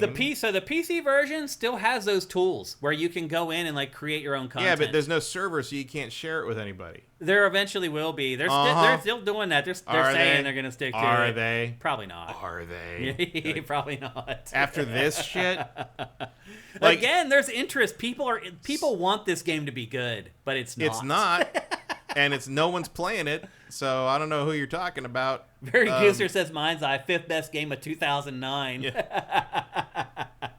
But it's like I think we can put to I think we can put to rest the whole thing about like a paid smear campaign against this. It's like no. So we didn't even talk about if these. So, I didn't get my check, so please tell me where I can write to Rockstar. And they time you on everything for nothing. Yeah. Every single time you get in the car and drive for a mission, like anywhere you're going, when you get there, it's like best time, whatever. And like you can go to this like big menu that is clearly the menu for like the everything sort of, because you can pick each scenario out, and you can play everything basically for a time. For nothing. They give you nothing. You don't unlock anything. You don't get a bonus for anything. It's just like, here's something to do if you are that easily entertained. Like, it's amazing. This is the only car you get. I mean, it changes colors throughout the course of the game, but you just get a Tesla, basically, and that's the one car that you drive. And a golf cart. You get one of those side-by-sides, I think people call them now. Because they're embarrassed to call them golf carts. Now they've come up with another name. You got your little GPS screen in there that never changes. Yeah. There was a couple moments playing this where I was like, oh, like that was kind of cool, but they are so few and far between. It's like you have to suffer through so much slog to get to any of that. And what really, I think, really bothered me in the end was how long it takes you to drive out to the missions. It's like, it's not an open world game. Like you can't just go wherever you want, but the world is gigantic. Yeah. Like it literally, like it's realistically built like one of the like this city would be built, but like that doesn't make it fun. Right. Yeah. The other thing that I think is very funny as a car person is these are all presumably electric cars because of. But they have engine noises. They all sound like engine. They all have engine noises. Yeah. Do they all have speakers? Are they like? I mean, because that is a thing that people do. Yeah. But like, it seems really weird to put it on all of them. What do you think of the main character? What's his name? Diaz? Something? Jacob Diaz. Jacob Diaz. Do you think he's worthy of another game? No. Yeah. Like, I don't mind. The actor's fine. Yeah. But I don't care about him. Yeah. And neither does anyone else. No. The dude's going through a hard time. No doubt. His friend, there. I think his friend is more than hospitable. Oh, very accommodating. Yeah. But like he goes through, he kills like 40 people in this one night, and at the end, like his boss is just like, go home. Yeah, clean it up. Get cleaned up. And then she shows up at his house the next day. And he's like, yeah, we got FBI looking at us. I'm gonna get in your car with you, and then you got to lose the FBI. Right. And it's just like it hasn't even been 24 hours, and he's already embroiled in all this stuff. And it's not his fault. They don't even know. Only his friend even knows him. He recommended him for the job. In his first day, he's sneaking into like this office with his friend's key card. Yeah. It's like, what the hell is going on? And because the only reason he's actually interested in this job is because Silva's the one who made the implant device in his ear, and he thinks he can get some answers about what happened to him out in the desert and why he's seeing all these weird visions. Yeah. And then, of course, very famously, the ending of this game is like a sudden stop with no warning that is clearly like, we're going to do a sequel. And no, you're not. Really? So, that's how they end the game? The end of the game is a giant cliffhanger. Like, out of nowhere. We ran out of manpower to polish all this. Not that they polished what was in there. Like, you remember the end of Soul Reaver where he finds Kane and he's just, and Kane's like, nope, going through a portal. He's like, well, I'm going through the portal too. That's basically what happens. Oh, jeez. Oh, boy. I'm glad I didn't make it to the end. And you're probably never going to find out what happens next. Just go. They'll never make there's a YouTube video of somebody clearing it in 7 hours in the hardest difficulty setting. Just go watch that. Yeah. If you really care. Yeah, because it's $60. Ashes in the Hourglass is straight out of Rage. Yes, it is the most abrupt ending in a game I've seen since Rage. Wow. And Rage really just stopped. It does, yeah. This game is $60, too. This isn't some budget $35, $40 game. But you'll be able to get it for $19 in about 3 months. Maybe not even that long. It's already dropped to $49.99 at Best Buy. Oh, really? Yeah. It's going to be on a deep discount by the time you're thinking about going back to college. Here's the thing. Making games like this is hard. It really is hard to make an open world game like Grand Theft Auto. But you know what made me and probably a lot of people way less forgiving of this game's shortcomings is Leslie, what's his name, claiming that was a giant conspiracy to sink. Actually, like, no. Let's get that. It was not him. Was that not him? He was not the one that said that. It was another executive. Was that the gameplay director guy? I think so. Yeah, it wasn't Leslie that said that. Right. I mean, he's responsible for a lot of this. He wasn't responsible for that statement. Let's just make sure we're clear on that. But Yeah, I mean, here's the thing. You watch this B-roll, like it's GTA. He just walked out of his house. There's his car sitting there. You get in the car. You go. No, you don't go wherever you want. No. Oh, that's a good one. The Legacy. What's worse, MindsEye or Saints Row reboot? I was thinking about that while playing this. Saints Row is better. It is better because you actually can do things. And it's actually like open world. And it's actually open world. There's more to do than shoot and drive. You know more than one person in the game. Yeah.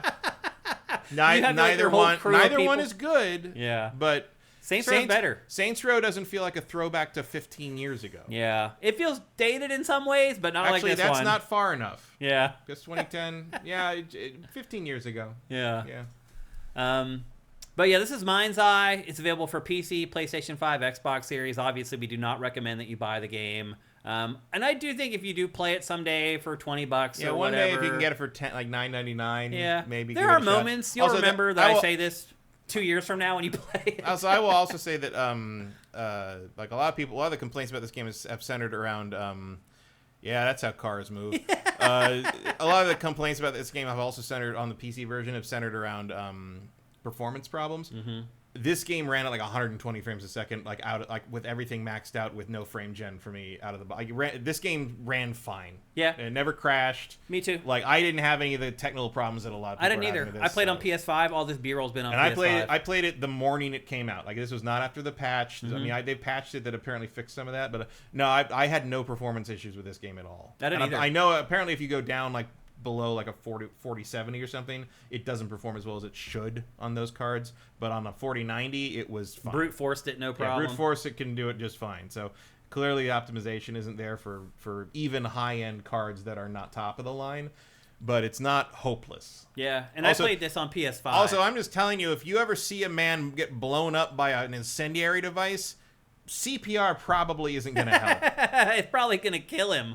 Also, you just go kill this guy later anyway. Right. And you don't see him again until like later, and you're just like, oh, fuck you. It's like that's like you just saved his life to shoot him. Like, what are you doing? Yeah. It's like it feels like you're missing giant pieces of this game, but you also are glad they're missing because otherwise you'd have to play them. Right. We didn't even really mention that there's like these flashback missions. You saw there's like these little anomalies that you walk into, and it takes you back and you relive like moments from being in the military. Yeah, part of the problems with his implant seems to be that it occasionally shows him floating JPEGs that he has to walk into and experience a terrible side mission. And he doesn't even remember what happened for 3 years, really. No. Like his military service, he feels like it's wiped from his mind or whatever. And so those flashbacks basically fill in that 3-year period between when he was in the military and he shows up here. So, yeah. And those are that was like that little section where you just run through and shoot everybody. Those are what those sections are for the most part. But yeah, I think, Also, there's something really unpleasant about the digital recreation of that actor's face in this. I agree. If you look him up... The hair looks weird. If you look him up, he does not look... I mean, he's recognizably him, but as a human being form, he doesn't look weird and uncanny like that. Huh. They did not do this man any favors with his digital model here. Yeah. Which is funny because like the other characters look exactly like their actors. Yep. Yeah. So anyway, there you go. That's MindsEye. That's 2 thumbs down from GameFace. How much would you pay for this game? $10? $10. Yeah. When it gets to 10, I think if you're interested in games like this, it's probably worth plunking down $10 to give it a go. Because the truth of the matter is, Matt, we just don't get games like this anymore. There just aren't. Yeah, there aren't might be a reason. Open world games set in like a semi-recent time setting. There just aren't. So if you're looking for games like this, unfortunately, the pickings are slim, and I still wouldn't tell you to buy this at $60, though, even if you are the most desperate person in the world for a game like this. That's right. He's the guy in Mafia 3. Who is? The main guy. It's the same guy? He played the main character in Mafia 3, I think. Wow. Is that he looks so different. He looks very different in this. Yeah. Because he doesn't look weird in Mafia 3. Right. Yeah. That's a good way to put it. This just something isn't translate. I mean, it's not like he's the only thing in this game that looks weird. Yeah. It's not. No, it's not the actor. True. Let's ask. We'll answer any questions you guys have, just because that's what we do here on GameFace. We already answered the Saints Row versus MindsEye. How does it compare to PS3 era open world games like Sleeping Dogs? Sleeping Dogs is better. Is infinitely better than this. Sleeping Dogs is a great game. Yeah. Again, this isn't an open world. This isn't a game where you can just go drive wherever you want and run into people. There's a couple moments where you can kind of go off the task and drive around, but there's nothing to do. There's nothing to do. Like, there's no NPCs to go talk to. There's no locations to pull up to. It's like Mafia 1 or 2. Like, there's nothing to actually do out there, really. It's just a big open area for you to like that the thing is set in for whatever reason. Retro modern gamer, you play as Paul Mall Cop Security with his golf cart. A little bit, yeah. Noxator Knight is my big question for me. Why was this iOS first published third-party game, and why did they release it in the state? It's Leslie Benzies, man. Yeah, and again, if you're publishing something, everything you see is in an unfinished state. Yeah. And you just sort of hope or have faith that whoever you're working with will get it up to speed. And there's no reason, I'm sure there was no reason not to think that one of the main GTA guys wouldn't get it up to speed. And sometimes that works, and sometimes that's a bad bet. And this time it was a bad bet. That's all. Yeah. And I think if Leslie Benzies walked into a lot of offices, he would have knocked down a deal. People. Yeah, 100%. I don't know now after this game if people would be that way. No, but at the time, his reputation was he was like a god. So if you went back in time and told everybody that this is how this game would be received, they would have looked at you like you're crazy. Yeah, like that was not an option. It was not. Yeah, I don't blame IO for signing this deal. I would blame them if they signed the sequel. Yeah. Because I think they'll make another one. What I was kind of getting at earlier is that, like, you do see, like, little bits and pieces of what this franchise could become one day.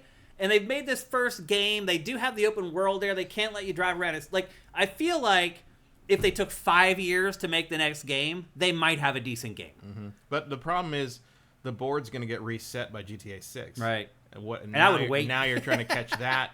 Yeah. Because this doesn't even really match GTA 4. No, huh? Oh, no. Any GTA, really. Yeah. GTA 3, maybe. Vice City is my closest comparison. Yeah, that's a pretty close analog. But even that had an open world. Yeah. Like, this does not. It makes it looks like it does. At least, does not. At least the remote-controlled vehicle flying is better in this. Right. That's true. Actually, all vehicle controls are better than GTA in this. Driving the car is better than GTA, I think. Yeah, as long as you can account for the extremely weird floaty physics. Yeah, because if you go off-road and hit, like, a pebble, your car's going to, like, flip and roll, so...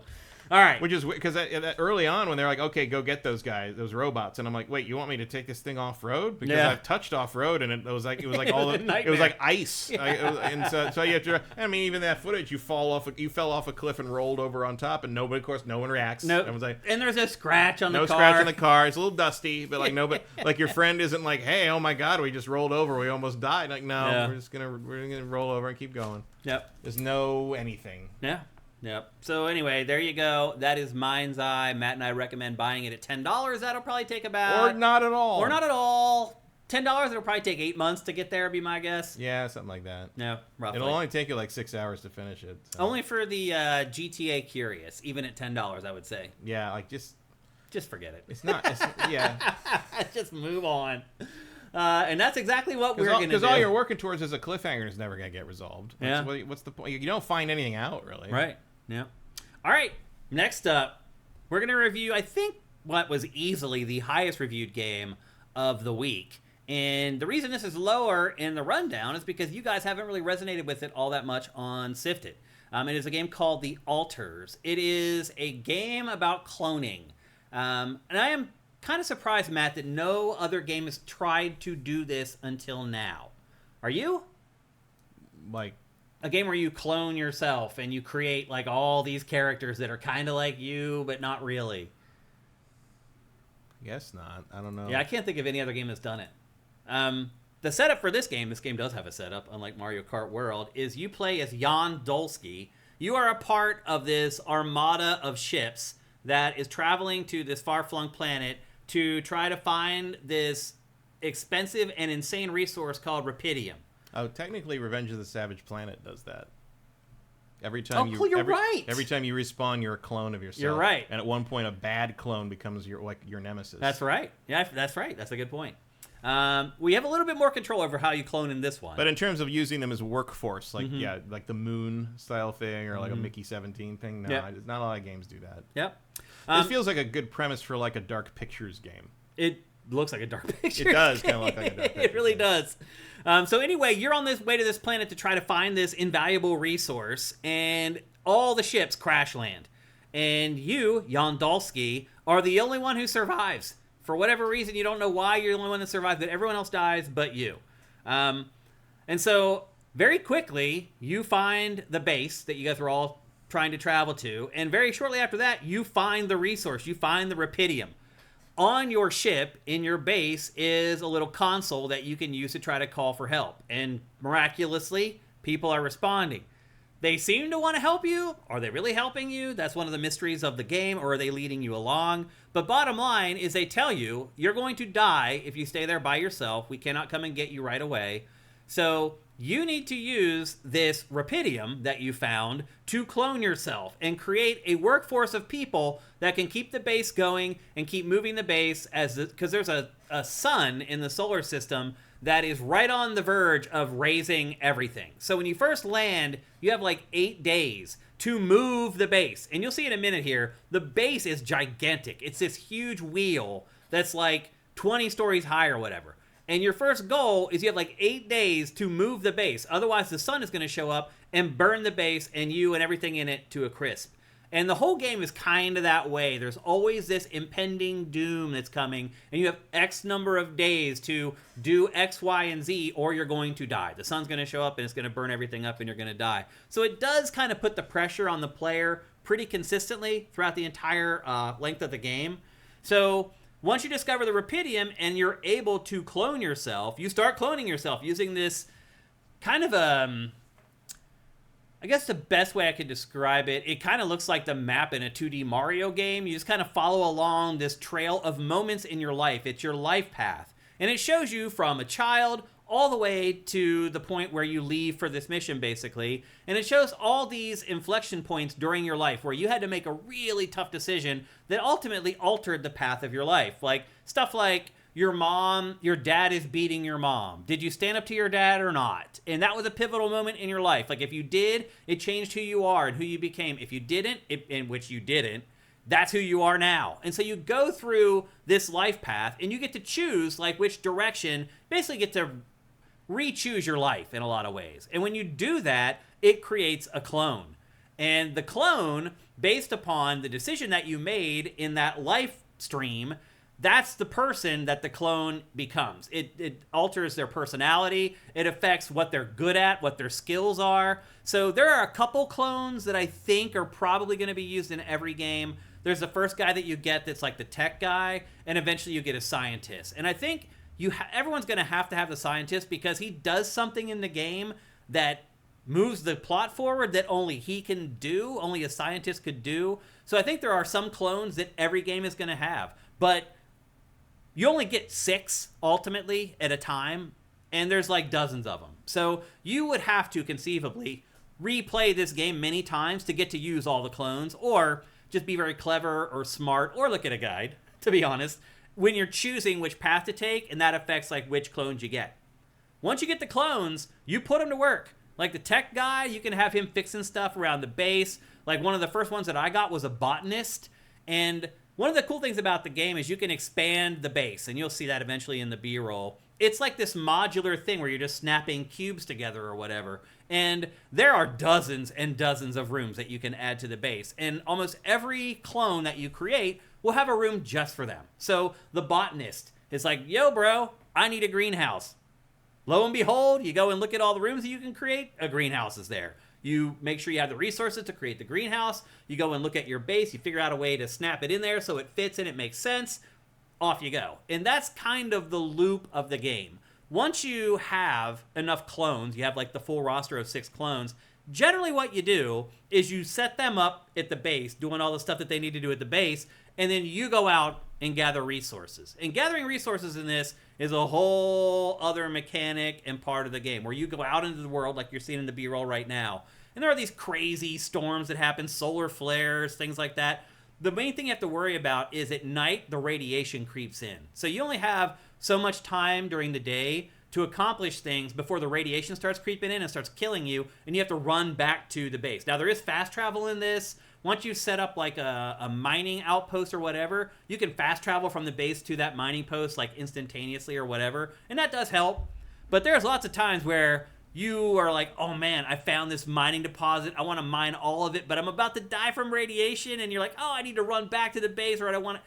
There's moments like that throughout the entirety of the game. Because also, just on a day-to-day basis, like at the start, you only have like 7 days to get your ass out of there before the sun shows up and kills everybody. So there is this underlying sense of tension the entire time while you're playing this game, but not so much that it's like annoying. Like, it's not like a lot of survival games where you're constantly trying, you have to eat like every 10 minutes, and if you don't eat, then you move slow, and eventually you fall over and die. The biggest thing you have to worry about in this is passing out from not sleeping. Sleeping is how you save in this game. That is the best pro tip I can give you about this game. Do not turn this game off until you have slept, because you could literally ruin an entire and wipe away an entire day that you just nailed. Because there is a sense of, in this game, of nailing stuff, of like, I have X amount of time, I have this number of clones, and this is a task that I have to do. How can I organize my clones in a way that they're maximizing their time so that I can go out away from the base and maximize my time gathering the resources that I need to build stuff, which ultimately is to get this base that you're now seeing here away. So as you can see, it's shaped like a wheel. And you can't leave it in one place for too long because the sun is creeping around the planet. So you have to move the base. And there are these, I'm not going to go into all the minutia of it, but there are things that you have to accomplish inside the base that gets your base to the point where it will move and go to the next location. So you have your clones inside doing the stuff that they need to do inside the base to move the base, while you are outside looking at the obstructions. So you'll find like a bunch of rocks or whatever that are in the path. You have to go build a laser that will burn up the rocks. That's kind of the loop of the game. And of course, you have to make sure you have the resources to build all that stuff. And that's really what you're doing throughout the bulk of the game. Now you're getting your first look at the base here. This is all modular. You can move this stuff anywhere you want to. And at first you'll make mistakes. You don't realize how important certain rooms are when you first build them. You're like, I probably won't use this very often. I'll put it way over here. Then as it turns out, you end up using it way more than you thought. No big deal. You can just completely reorganize everything with a very simple and intuitive interface and basically rebuild your entire base, being smart about where to put elevators and things like that. As you spend time with the game, you start to learn what the more important elements are inside the base, and you basically create one floor that has all those elements on it. So because the interface is so intuitive and easy, it encourages you to constantly reshape your base to make sure that you're maximizing your clones, your time personally, so you're not burning a bunch of time just running around the base looking for stuff that you don't need. It takes a while to memorize where everything is, so once you get it put in place, like, you get better with it over time as far as maximizing the time. And that's kind of the way the game works. Your goal, obviously, is to get off the planet. But again, these people that you're contacting in this room, and you saw it earlier, he was talking to like that staticky screen or whatever. Like, they talk to you, but their voices are like sent through a vocoder, and they're like all distorted, so you can't understand it. I would also recommend turning on subtitles to play this game. I always turn them off for B-roll for GameFace, but I think subtitles in this actually are important to helping you get through the game, so I'd recommend turning those on. But that's kind of how it works. Like, you can see, like, I just switched my base to tier 2. You get down to tier 3 and tier 4.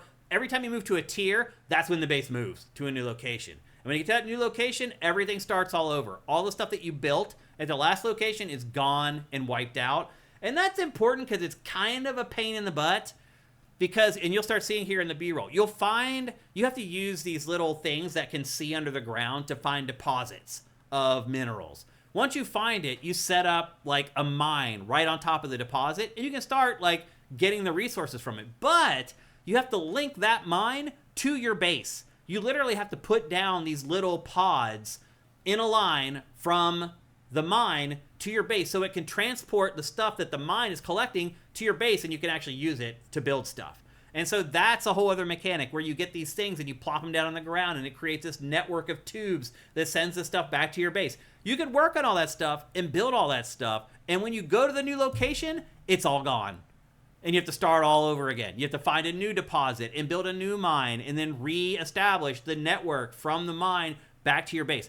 This is the stuff that you're doing while your clones are back in the base working on the stuff in the base. Making sure you have enough food, making sure there's enough radiation filters so that radiation isn't making it inside the base. Like, all that stuff needs to be crafted from resources that you're collecting. So you collect the resources, you come back, you instruct your clones to now use those resources to build the stuff that you need to build.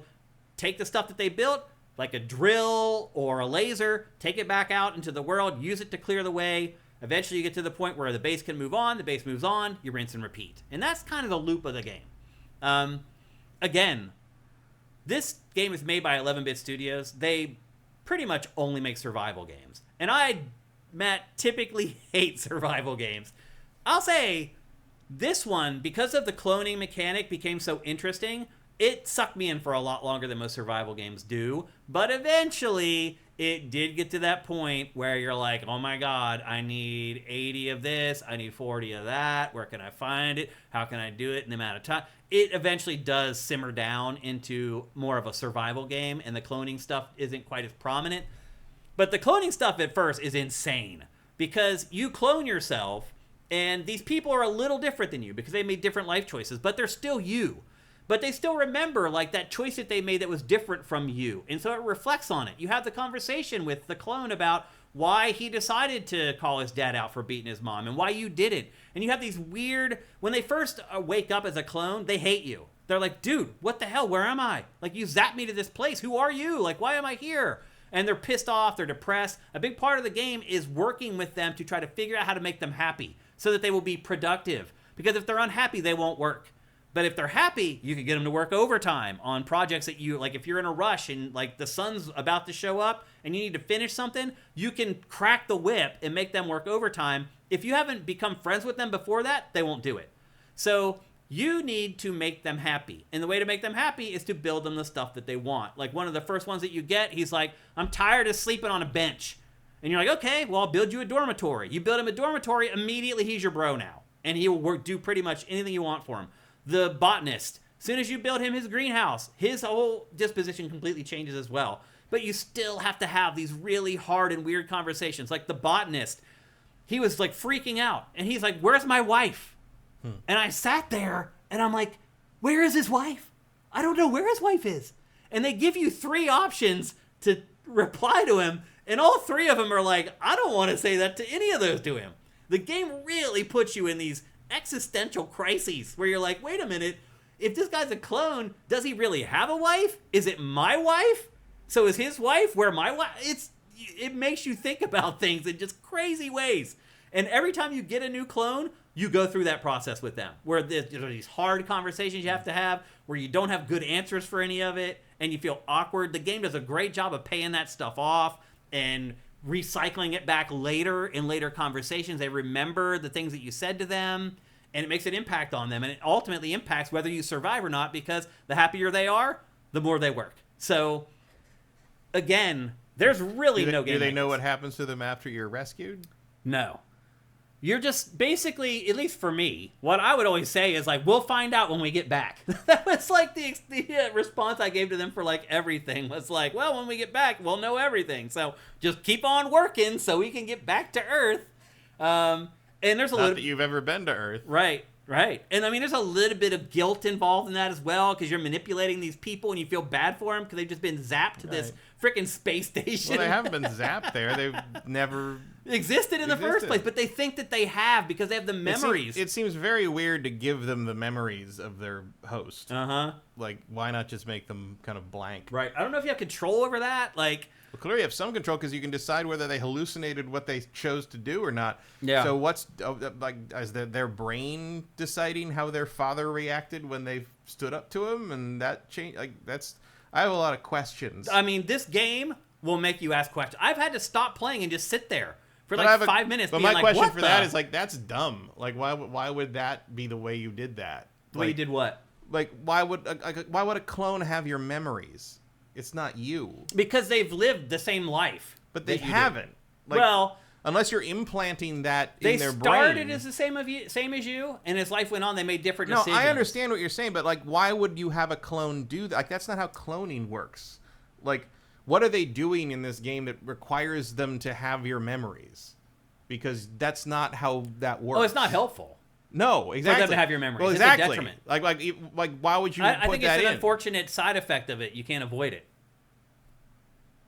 Then that's not a very viable tool. Yeah. Like, well, I mean, they are viable. Like, they help you survive. Ultimately. Right, but like, androids would work better, I guess. Oh, definitely. Agreed. But here you're seeing where I'm creating that link between the mine and my base, so that the resources from the mine will get transported to the base and you can collect them. And again, you'll do this at this location, and then when the base moves on to the next location, you'll have to do it all over again because all these networks get wiped away because you went somewhere else. You've physically gone somewhere else. So yeah, you do a lot of work on that stuff, and then ultimately it's just wiped away, and it's all for naught. Although you get to move on and stay alive, so I guess it's not all for naught. But no game that I have played ever maybe has made me think about things the way this game has. Like, it really, you're just like, this is nuts. It's making I feel like smoke was coming out of my ears a couple times. Like, some of the conversations you have with the clones, you're just like, wow, like, this writer really thought about this stuff. Like, it's pretty crazy. Then I suggest, it's coming out in I think end of June. It's very limited release, but you should watch Tim Travers. What was it? It's called Tim Travers and the Time. One of the actors in that movie that Jason Chung directed he's the star. Oh, okay. And it's called Tim Travers and the Time Paradox or something like that. And it is entirely about exactly this. Really? It's slightly different in the sense that he creates a time machine that is a tunnel. And so if you walk through the tunnel, you travel back in time, which means if you walk through the tunnel and then you walk back to the other side of the tunnel, you can see yourself from a minute ago in front of the tunnel. So what happens if you shoot him? And he does that, and nothing really happens, and he goes over to see what happens, and then his other future self, also shoots him. Oh, because... and... Because he's continuing the experiment until he gets something. So basically, at some point, there's like 40 of him, and they're all different versions of himself from different timelines. And the whole movie is about him having basically this situation where there's 40 of him, and some of them are assholes, and some of them are good people, and some of them are him. Very similar. And it's like that, except I mean, obviously they're not trying to build a base. Yeah. But they are trying to fix the time machine so they can put themselves back together into one person. Oh, wow. So it is a somewhat similar premise, but again, not a game. Games don't really touch this idea very much. Yep. Here you're seeing me assigning my first clone to his job. So you can choose different jobs, but if you choose things that are in their wheelhouse, they'll complete them much better than if you're giving them something to do that they don't know anything about. So their skills and their abilities actually matter in the speed that things are completed in the game. Here you're seeing the crafting menu. And while you have to craft special stuff like a drill to drill through a blockage in the pathway or whatever, you're also creating stuff like filters that filter out the radiation so that the air is clean inside the base. And you have to keep doing that. And that's the type of stuff that you assign to the clones. It's like, hey, bro, just keep making this filter. And I keep giving you the resources, you keep making the filter. I set it up so the filters are automatically replaced when they run out.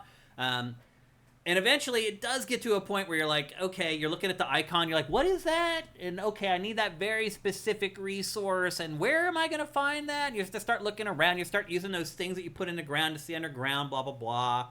Here's your first clone. You clone a sheep first. And so there's a sheep in the whole game that just sits there and you pet it like every other day. Tim Travers and the Time Traveler's Paradox is the name of this movie. It's getting a limited release, I think, at the end of June. Okay. But I saw it at a film festival last year, and there's also a short that's based on very similar idea to this. Yeah, it's very similar. Here's how you create your clones. So here you are looking at your life path, and here's one of the points in life where you made a decision. And if it goes one way, it becomes you. If it goes the other way, it becomes this other clone. And so you choose the decision. And once you choose that decision, that sets the clone. You have to go to this other room called the womb. And it's like this machine that you just open up. And inside there is the clone. And that's where the awkward conversations start. As soon as they wake up, they're like, what the hell? Where in the hell am I? They definitely cut the corners on the presentation. You saw like the in-game visuals look great in most cases and fine at the very least. But, like, there's not a lot of cutscenes in this game. Like, the cutscenes that do happen are just, like, still images with text over top of them. Again, it is an indie studio, and maybe they're like, this is our proof of concept. If people like this, maybe we'll dedicate a little bit more to the sequel or whatever. But there are tells that show you that it was not built with a big budget. This is 11-bit. I guess the purpose of giving them a fake history is that you have to develop them into the type of specialist you need them to be. So I guess there must be some kind of database in the cloning equipment that is basically VR simulating their life, which makes you think that you could just give them the skills of a botanist and not give them a traumatic personal history.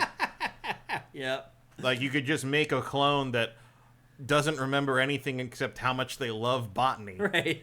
And doing what they're told. Yeah. Like, if you can manipulate the memories to that degree, you could also do that. Well, I think you have to find the right memories, right? Right, but if you have a database of botany and being an expert in botany, it means you've clearly got the skills and ideas from other people that are experts in botany. So you should be able to just build a perfect servant. Yeah, you're probably right. Yeah. And I guess it's sort of okay because it's just you. Yeah. But it's really not, though. No, I mean, like an identical twin is not the same person as their twin. I don't mean it's not you. I mean, it's not okay because it's you. Like, that's what this game imparts on the player. Is like, yeah, you may think it's all right because you're just cloning yourself. It's really not. Right, but you know this company is just going to de-res all these clones when you're done with them. Probably. Like, well, that becomes an issue, too, where you're in reality, if you were going to have something like this, you would have a little remote control that could dissolve them as soon as they became a problem and you try again. Well, that became a thing for me later on in the game was, like, I was nervous about other clones watching the transmissions between me and Earth. Because I was afraid that they might get the hint that, like, once you get there, you're going to get wiped out or whatever. So there's just all these sort of mental gymnastics you do while playing this game. Do they talk to each other? The clones, oh yeah. Yep. You have meetings and, like, they hang out together. So what happens if you have 6 clones and you need a different one for a particular job? The game just doesn't do that. Oh, it doesn't like, they know what clones you have and they just won't give you... Like, you don't get to pick one and take them out behind the wheel. No. That sounds really clever. Maybe in the sequel. But look, 11-bit studios, they make survival games, and at the end, it does kind of come down to it's a survival game, despite the cloning. It does give it a unique angle, and it did get me... I played this 10, 12 hours. I don't know if I've ever played a survival game that long. So the premise did get me a lot further in the game than I do for most survival games, but at the end of the day, you're still making sure you have enough food, there's enough juice in the base, you know... all the things that you need to do in every other survival game. Ultimately, this kind of simmers down and has that stuff too. So this isn't like the survival game for people who hate survival games, but you will be able to play it a lot longer, I think, than most of them. I guess that's what I would say. The best thing of all about this, Matt, is this game is only $35. This is one of the best deals ever. Again, I've played 10-ish hours. I don't think I'm anywhere near finishing it. It doesn't feel like I am. It feels like I'm still just kind of cracking open the egg in a lot of ways. And not only is it $35 if you want to buy it, it's on Game Pass right now too. So if you're a Game Pass subscriber, you can go and download this and play this for free. I know people hate when we say that, but you can pretty much. And that's very low risk. So if you're looking for a very low risk way to play this game, just go get Game Pass for a month, pay your $20 and play it.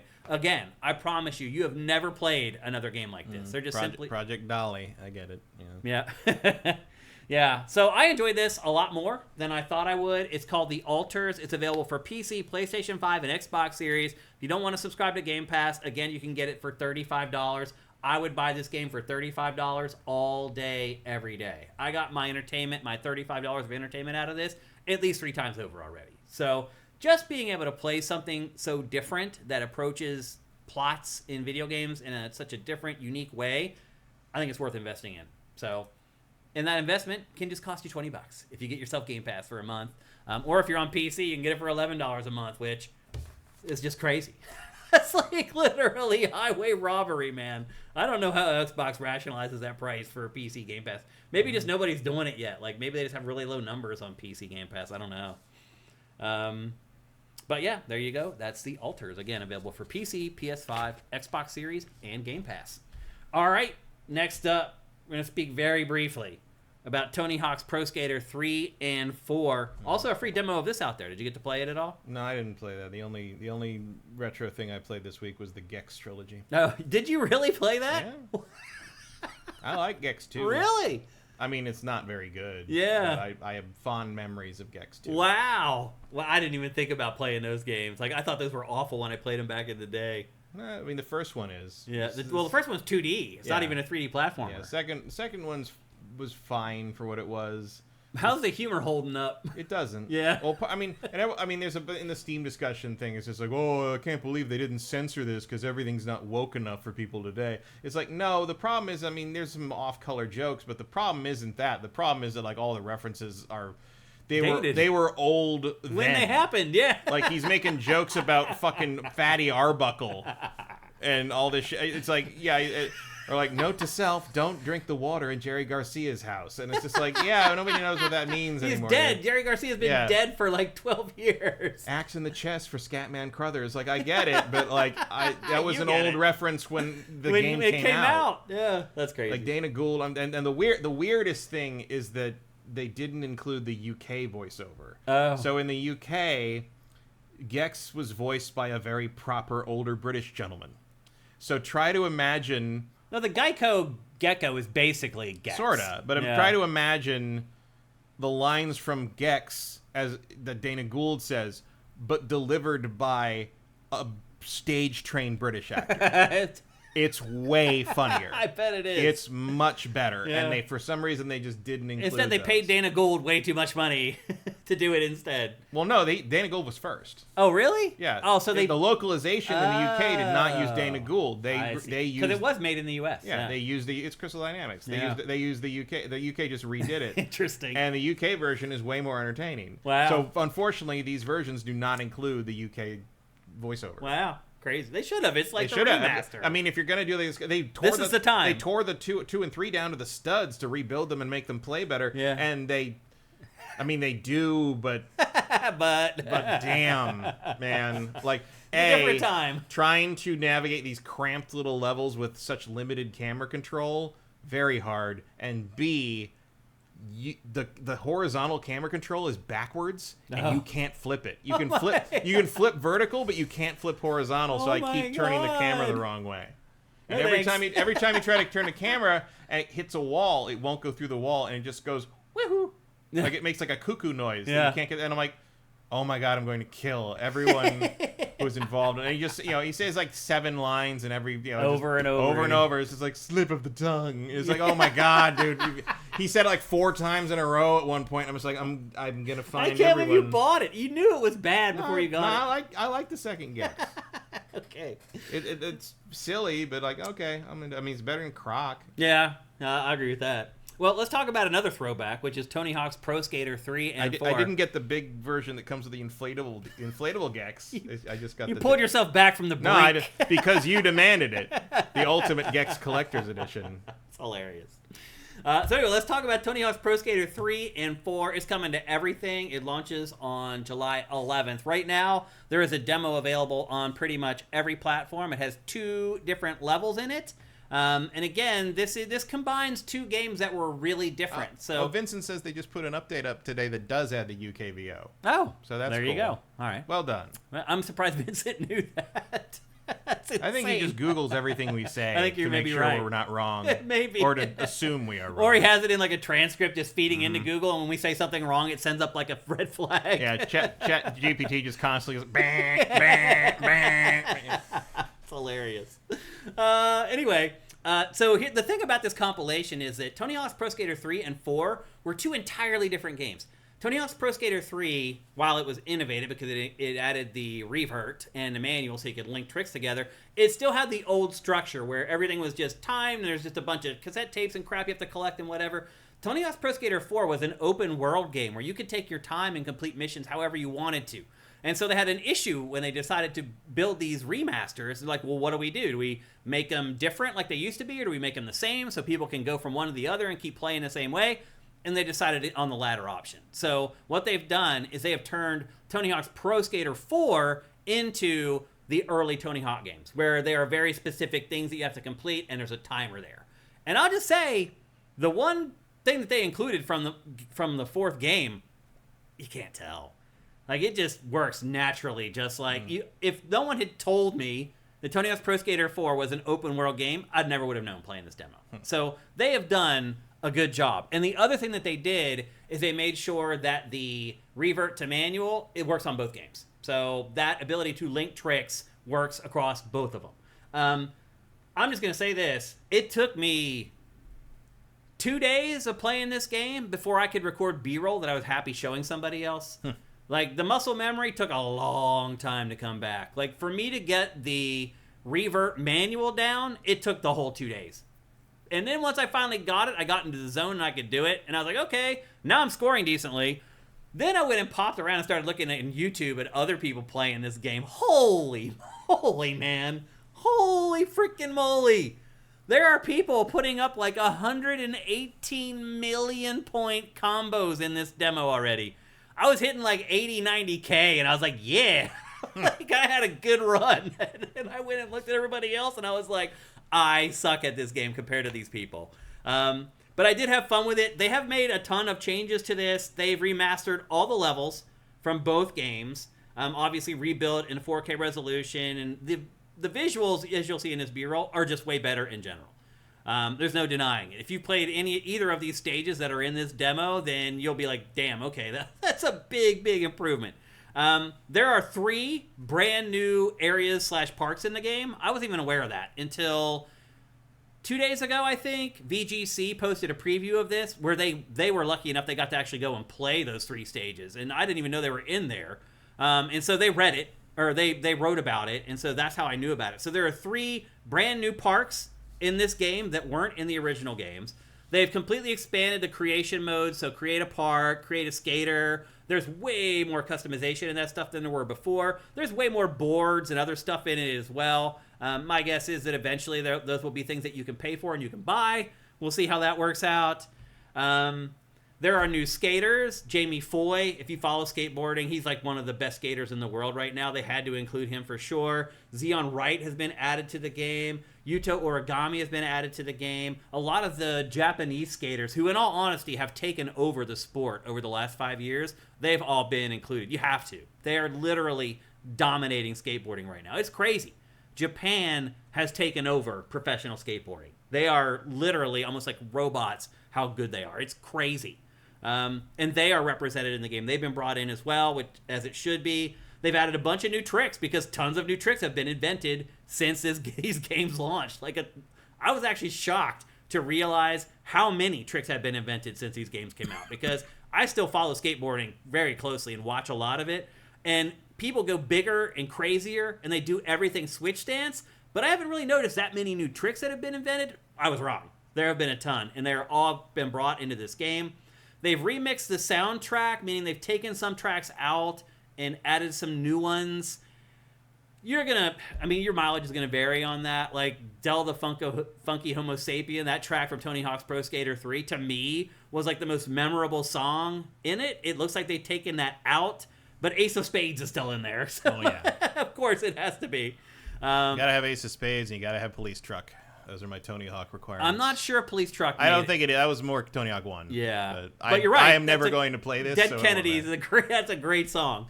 They've also simplified the career mode, as I mentioned. Like, they took away the free roaming stuff from Tony Hawk's Pro Skater 4 and replaced it with the time challenge structure of Tony Hawk's Pro Skater 3. There's a new game plus. After you complete the career mode, you can go back and replay everything with all the stat upgrades that you've earned, which is great. There are weird guest skaters. Even in this demo, if you pre-ordered, you could play as Doomslayer. And you'll see later on, I get tired of using my footage, and I do grab someone's footage from YouTube just so you guys can see how good some people are. And he uses the Doomslayer. And it's pretty crazy. Like, he even pulls out like a chainsaw and like grinds on the chainsaw. Like, it's not just a palette swap. They've actually changed all the animations and everything for the guest characters in this, which is pretty cool. Darth Maul when. Yeah, exactly. I mean, it's probably only a matter of time. But I had to relearn these stages all over again. I couldn't remember what any of the lines were. I couldn't remember what all the stuff I needed to do to, like, trigger stuff, like that balloon, like breaking all the 3 things. Like, what does that do? Like, I had forgotten all of this stuff. It's really crazy how, I guess when you play a billion games since the last time you played these, your brain just is like, I need to make room for the new stuff. I don't know. But I had to kind of relearn this game all over again, Matt. I felt like a noob playing this. And it wasn't that long ago that I played 1 and 2. What was that, 3 years ago? 4 years ago? Sure. Something like that. You say you're not going to play this. How come? No, I don't particularly like 3. Oh, really? 3 is where it got. 3 is where it stopped being a fun platformer and became like kind of a skateboard sim, and I don't. It almost became like a fighting game. It's too granular. Yeah. I like even looking at that upgrade screen. I'm like, I don't even know what half this shit means. Mm-hmm. I don't care. Well, like, one thing this does, and I hate the revert. I hate the note. I hate the manual. Like, I think, like, being able to artificially link tricks like that basically made the level design lazier. It does, and yeah. way less interesting. So yeah, 1 and 2 are where the series stops for me. Okay. Because I don't care about skateboarding. Right. Like You just care about playing fun video games. Yeah. Yeah. And you're right. It did kind of go away from being a platformer. It almost like straight into like fighting game territory where you're like, I got this little window to input this command. I think that is probably the closest comparison. And just in the same way that there's a lot of people that just will not touch fighting games anymore, I understand. Yeah. Because this is my comparison to that. Yeah, it's kind of the same deal. But yeah, they gave you 2 stages in this. And again, you guys can go download this and play it for yourself. There's 2 stages. There's 2 skaters. There's Tony and one of the hot up-and-coming female skaters, which is cool. Obviously, there's a lot more women in this now than there were in Tony Hawk's Pro Skater 3 and 4. Like, I think there was like 2. There's like 1 early on. Was it Alyssa? Yeah, Glyph or whatever. I can't remember what her name was. But now, I mean, first of all, I don't know how much skateboarding you guys watch. Female skaters rip now. I mean, rip. Like, there are 6-year-old girls who are better than I ever was, Matt. Way better than I ever was. Like, they're doing 20 stair rails and stuff. And, like, that has been a huge shift for skateboarding. The girls have become really good. This is not me.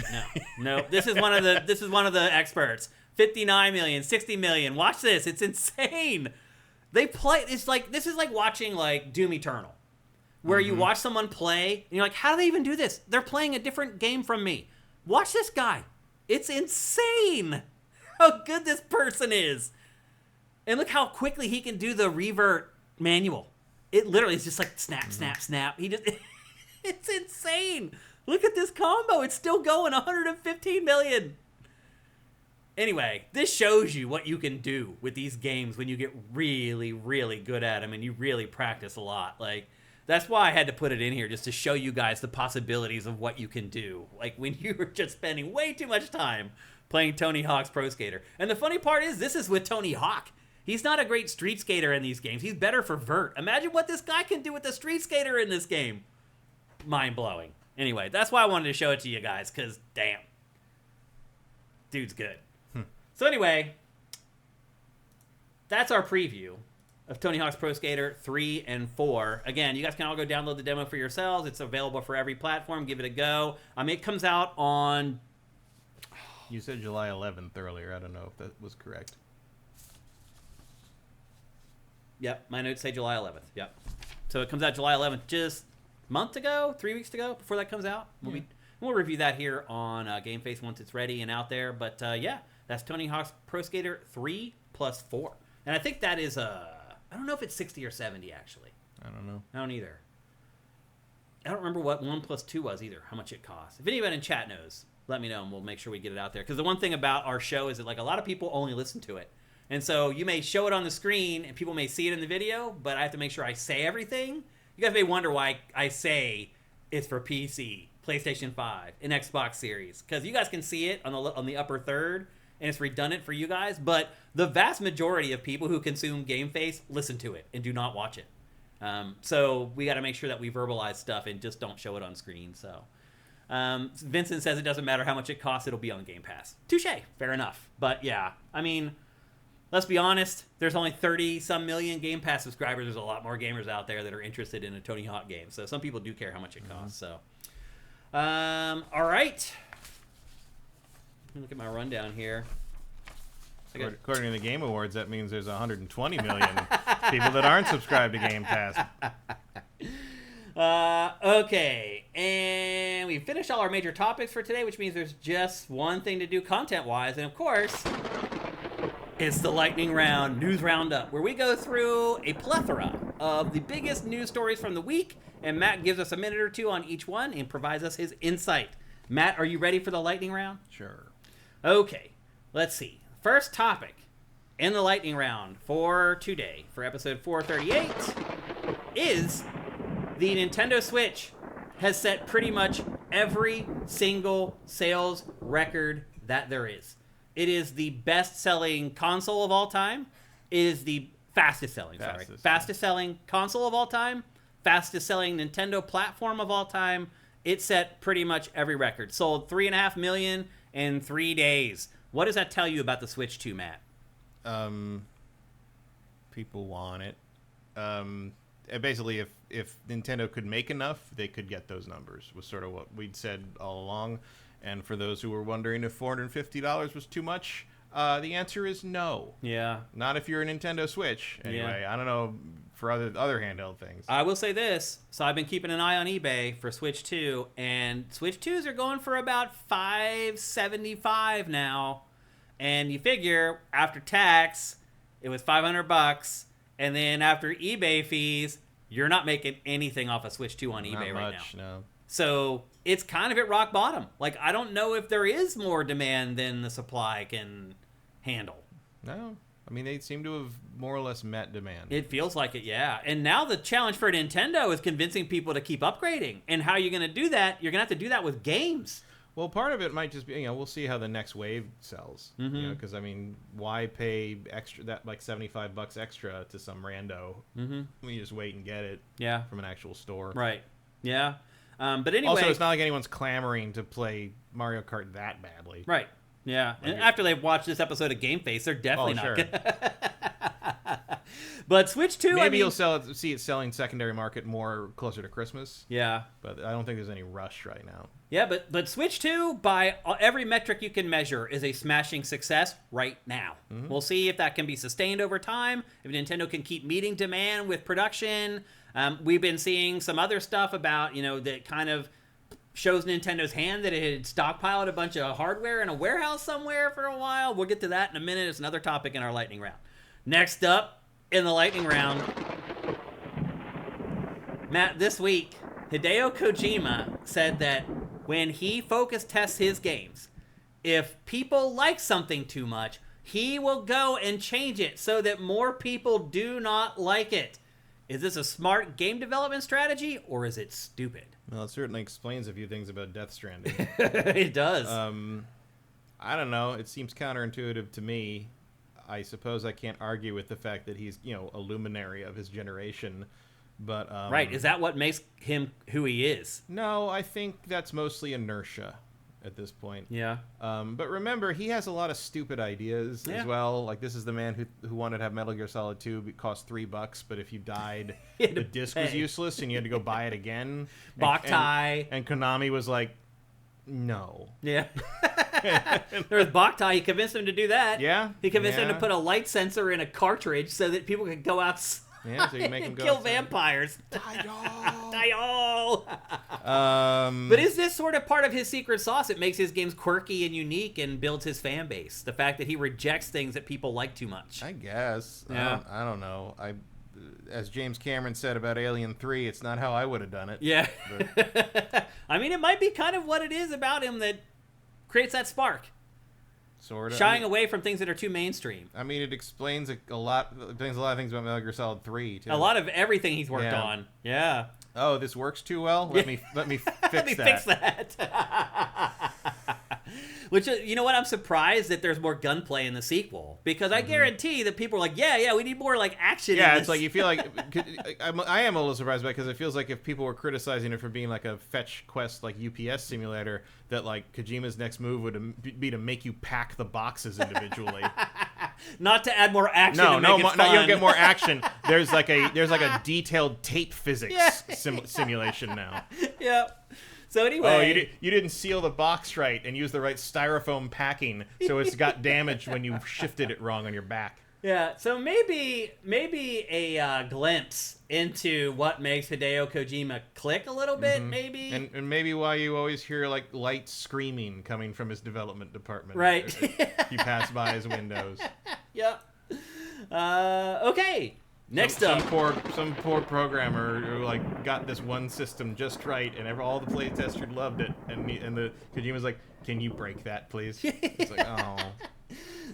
Next up in the lightning round, one of the toughest parts of my job as a curator, Matt, is figuring out whether stories are going to be pointless. Meaning, some publication wrote about something, but do I have the foresight to see that that's going to end up being a nothing burger? Well, here's the thing. And the press is going to chase it for a week, and it's going to be a non-story. I don't think this is pointless. Yeah. I don't think this is a nothing burger. Okay. I think this happened because of those stories. Okay. So what we're talking about is that for the last week and a half, people were freaking out that Borderlands may cost $80, and people were hounding Randy Pitchford about it, and he was like, I don't control that, like, leave me alone. He made a really insensitive comment about it, basically telling people to get another job if you want, if you can't afford an $80 game. It turned into this thing. We talked about it here on GameFace, and as it turns out, Borderlands 4 does not cost $80, it costs $70. Well, I think it costs $70 because of all that. Do you think so? I think if there had been no reaction or if no one had said anything, I think Take-Two would have absolutely charged $80 for this.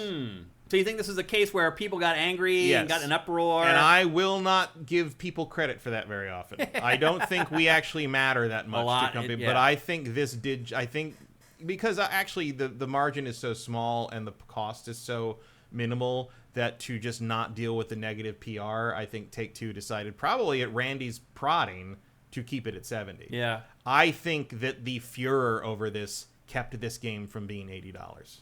I have no actual proof of that. I do not have any actual insight or insider info on this. I just think that the amount of furor around this convinced Take-Two, like, you know what?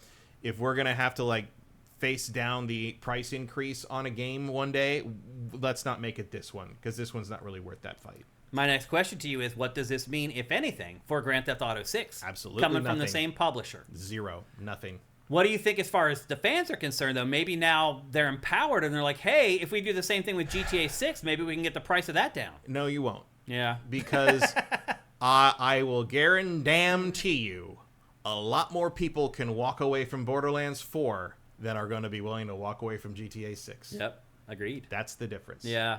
GTA 6 is the game of forever, at least the latest one. Yeah.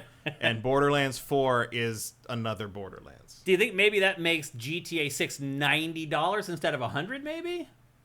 Probably not. Yeah. I don't think you can judge GTA by anything else. Okay. GTA will. It is an anomaly. They will do whatever they want with that game. Mm-hmm. Whatever they can. And it sounds like I was actually a little shocked that it turned out one of the reasons Sam Houser quit is his story for 6 was rejected 3 times. I didn't know that, actually. Yeah, it was a thing that came out this week. I didn't see that. Take-Two rejected the story for GTA 6 3 times. They restarted that game 3 times. That's why it took so long. I did not see that story. Like, Who reported that? I can't remember. I saw it a couple places. But I missed that. One of the most interesting things is that what is it? Jason and Lucia?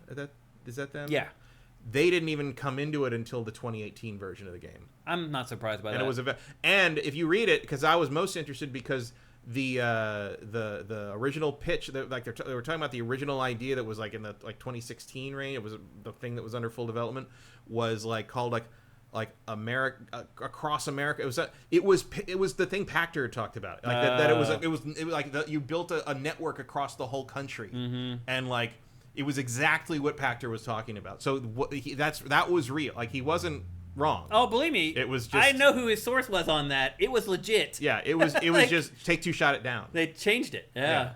I mean, it may still come back, honestly. But you think of these guys, especially the Rockstar guys, as basically having carte blanche, and apparently Take-Two was just no. I'm surprised to hear that. Okay, a little bit of insight. I did not see that. I would love to curate that to SIFTD. So if you remember where that came from, let me know. I'd like to get it in front of the eyeballs of our community.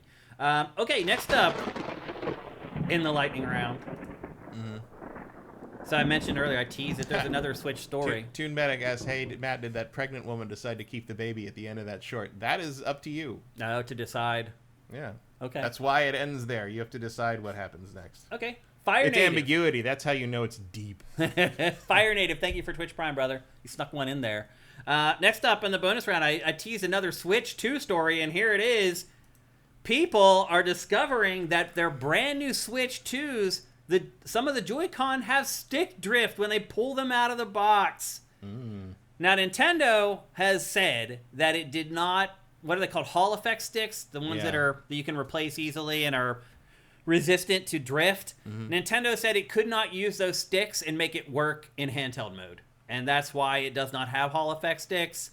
I don't know if in hindsight Nintendo's going to regret that and wish that it had figured out a way to make those new sticks work, but my guess at why this is happening is because Nintendo manufactured a metric ton, literally, of Nintendo Switch 2 and shipped them over here and put them in a warehouse before the tariffs kicked in. Nintendo knew Trump was going to do this. It had the foresight to manufacture a bunch of units and get them here. The problem is those units have now sat in a warehouse for the last like 7-8 months. So which has also been the problem with that lithium battery reset. Right. So they're having bulging battery issues with the Switch 2 as well. So we have a brand new Nintendo console that is having stick drift and battery exploding out of the box. Brand new Switch 2 units doing this. So I think Nintendo generally did a really good job navigating the insanity that we're going through right now with these tariffs, but it looks like a little bit, maybe it got burned a little bit as well. So it'll be interesting to see what if Nintendo puts out a statement about this. It will probably wait to make sure that it's really a recurring problem and not just kind of a one-off thing before it says anything.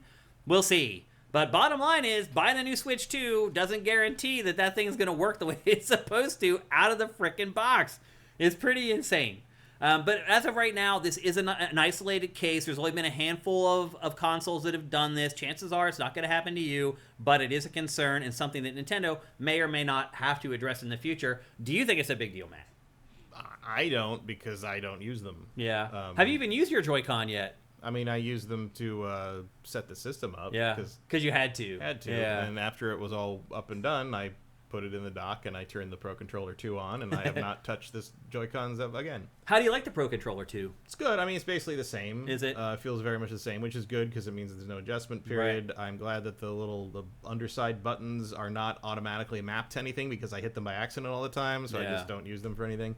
It works fine. I think do think it looks nice with the little color ring around the thing. Yeah. Like it's nice. It kind of matches the Switch 2's aesthetic, so I kind of glad I have it. So thank you for that. Yeah, of course. It's good. I wish I could find more stuff to buy you.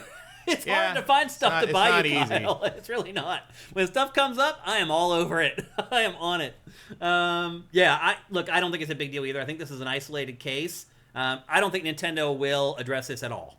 No, I wouldn't. It would just act like it's what not can happening. you do if the Hall stick thing doesn't work in handheld mode? What can you do about it? Yep, not a lot. Other than make a handheld that nobody wants. Pretty much.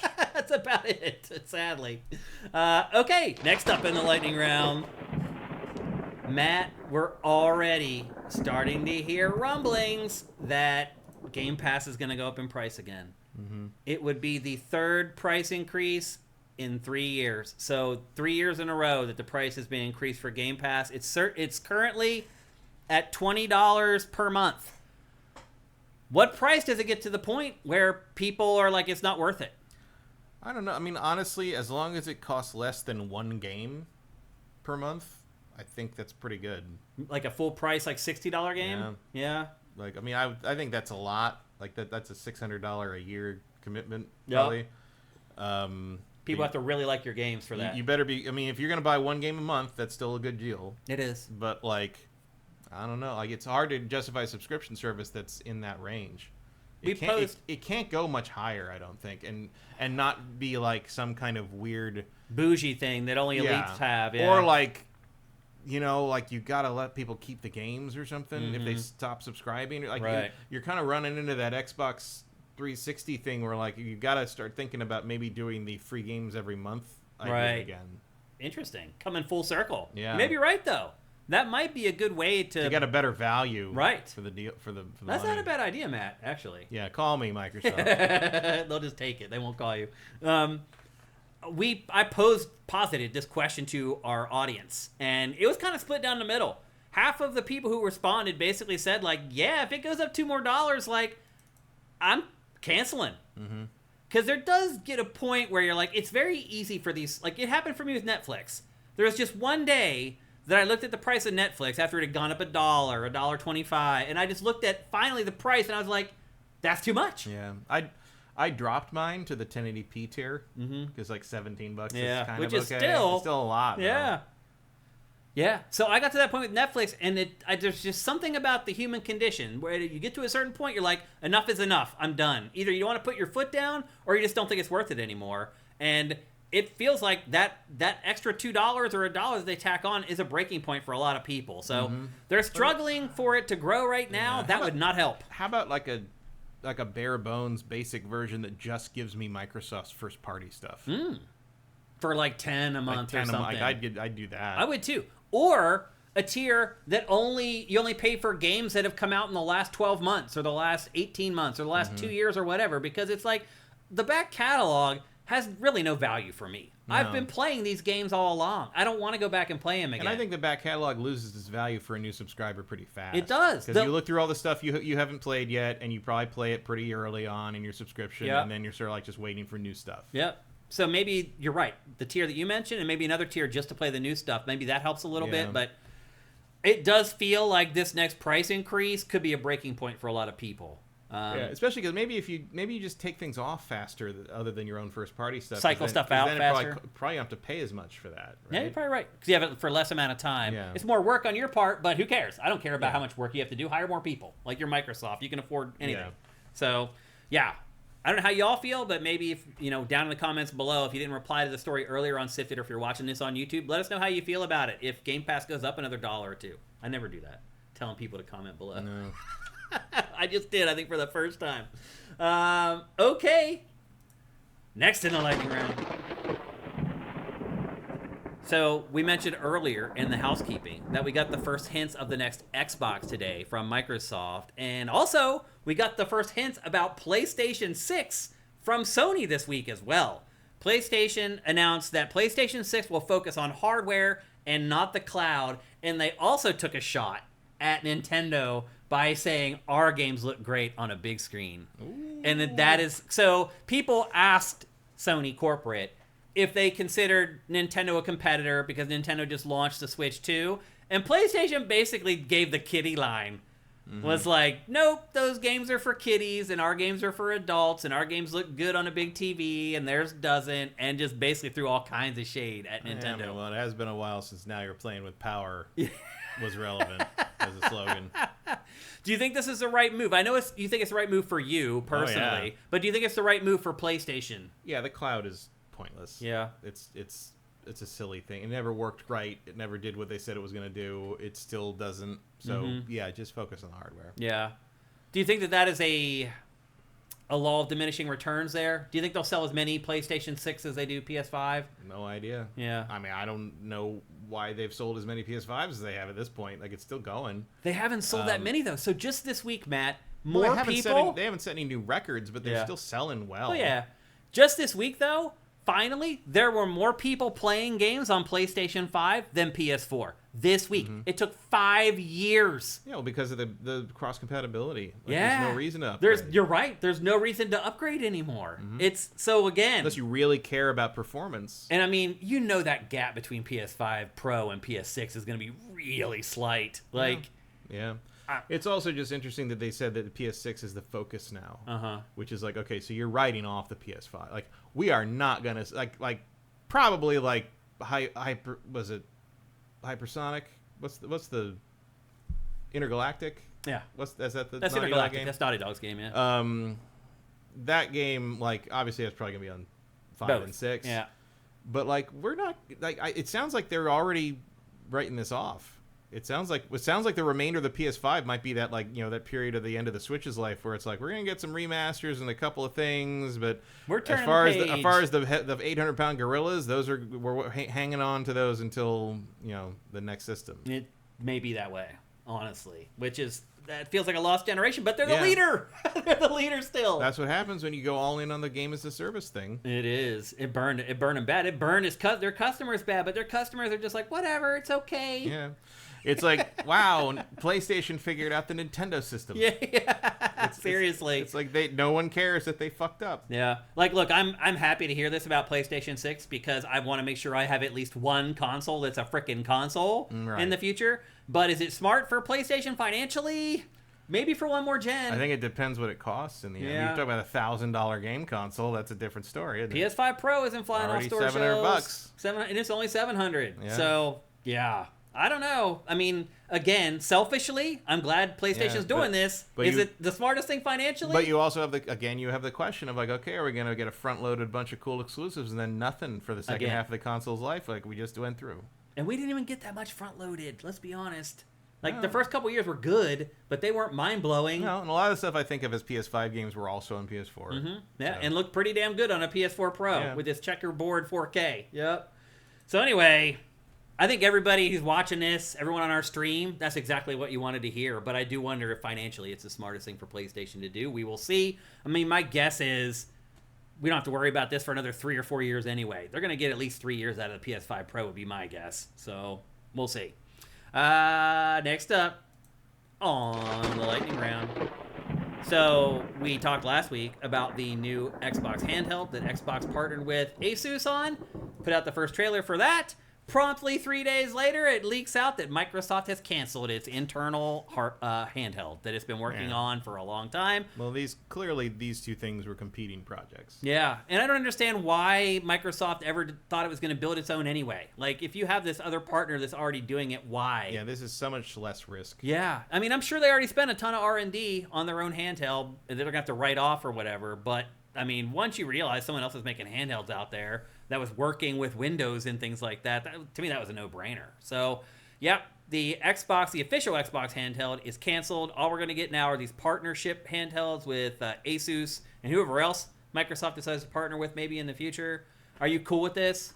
I mean, it'll never impact me. Well, you had mentioned before that, like, the Xbox handheld isn't really an Xbox handheld. So the one that they were making could have been that. I mean, I wouldn't have bought that either. Right? Oh, really? No, of course not. But, just people who were interested in Xbox handheld, that was their complaint, was that they wanted something that gave the full Xbox console experience in your hands, and that's not what this does. Yeah, it's a PC handheld that plays Xbox games that play on PC, is what it is. Yeah, there's a difference. I don't think a lot of people get that, though. No, well, because, this is an Xbox thing is not true in that regard. It's not. It isn't from a branding perspective, but it's not true in the sense, if you want to play your old 360 games, you can't do that on this.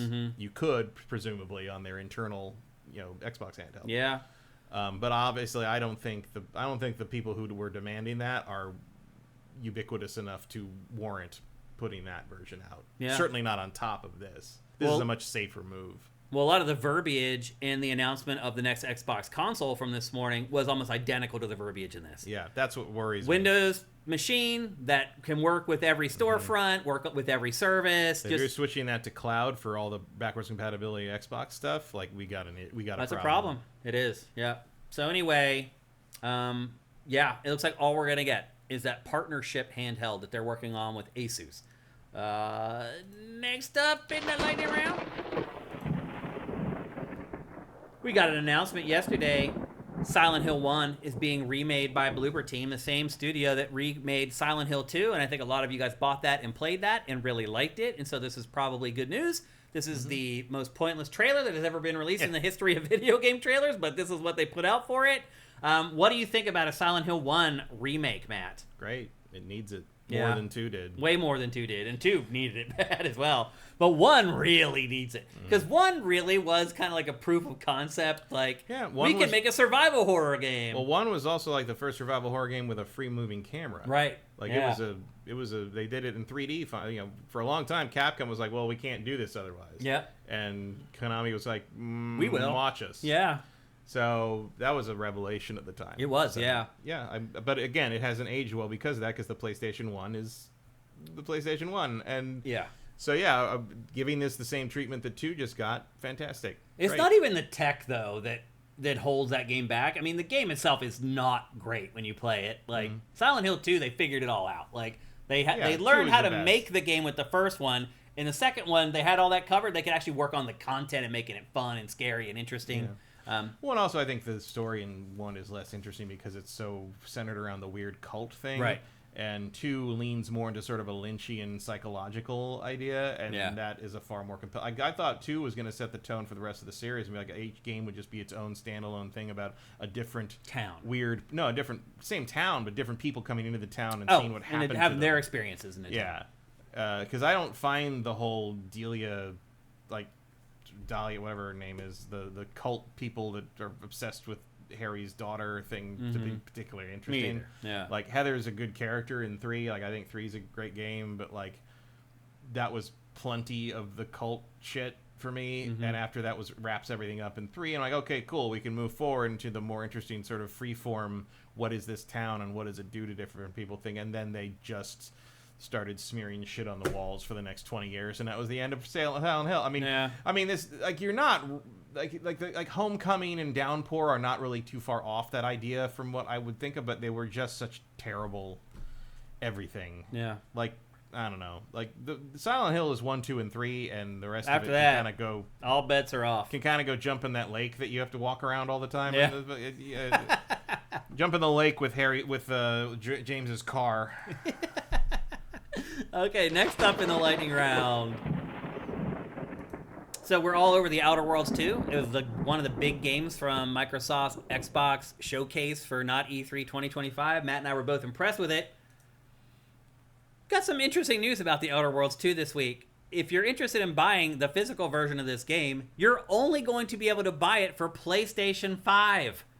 So this was an Xbox Microsoft exclusive. Mm-hmm. Now they're multi-platform, putting stuff out on PS5, and now they're actually hooking up PS5 owners with better stuff than Xbox.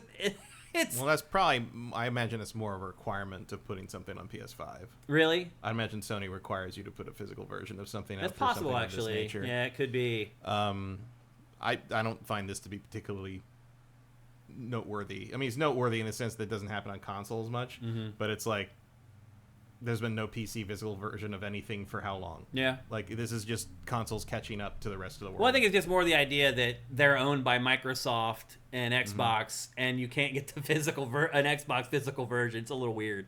I mean, regardless of why it happened or whatever, it's weird. It's about time. Yeah. Leave it behind. Yeah. It's over. What, do you mean physical games are over? Well, yeah, they're definitely over. I mean, Microsoft is pushing hard to get rid of them. Yeah. This is the biggest push yet from Microsoft. I mean, especially if you're doing Game Pass, like... You don't own anything there. Games are simply not physical objects to them anymore. Yeah. So, there you go. Just a piece of code. Ones and zeros. And everything... That's how PC's been working for over 20 years. Yeah. And how long ago did they get rid of physical versions of PC games? I mean, I haven't bought a physical PC game probably since... Steam launched? No, after that. But, like, certainly... Not long after... I think one of the last physical PC games I remember buying was the collector's edition of Tabula Rasa.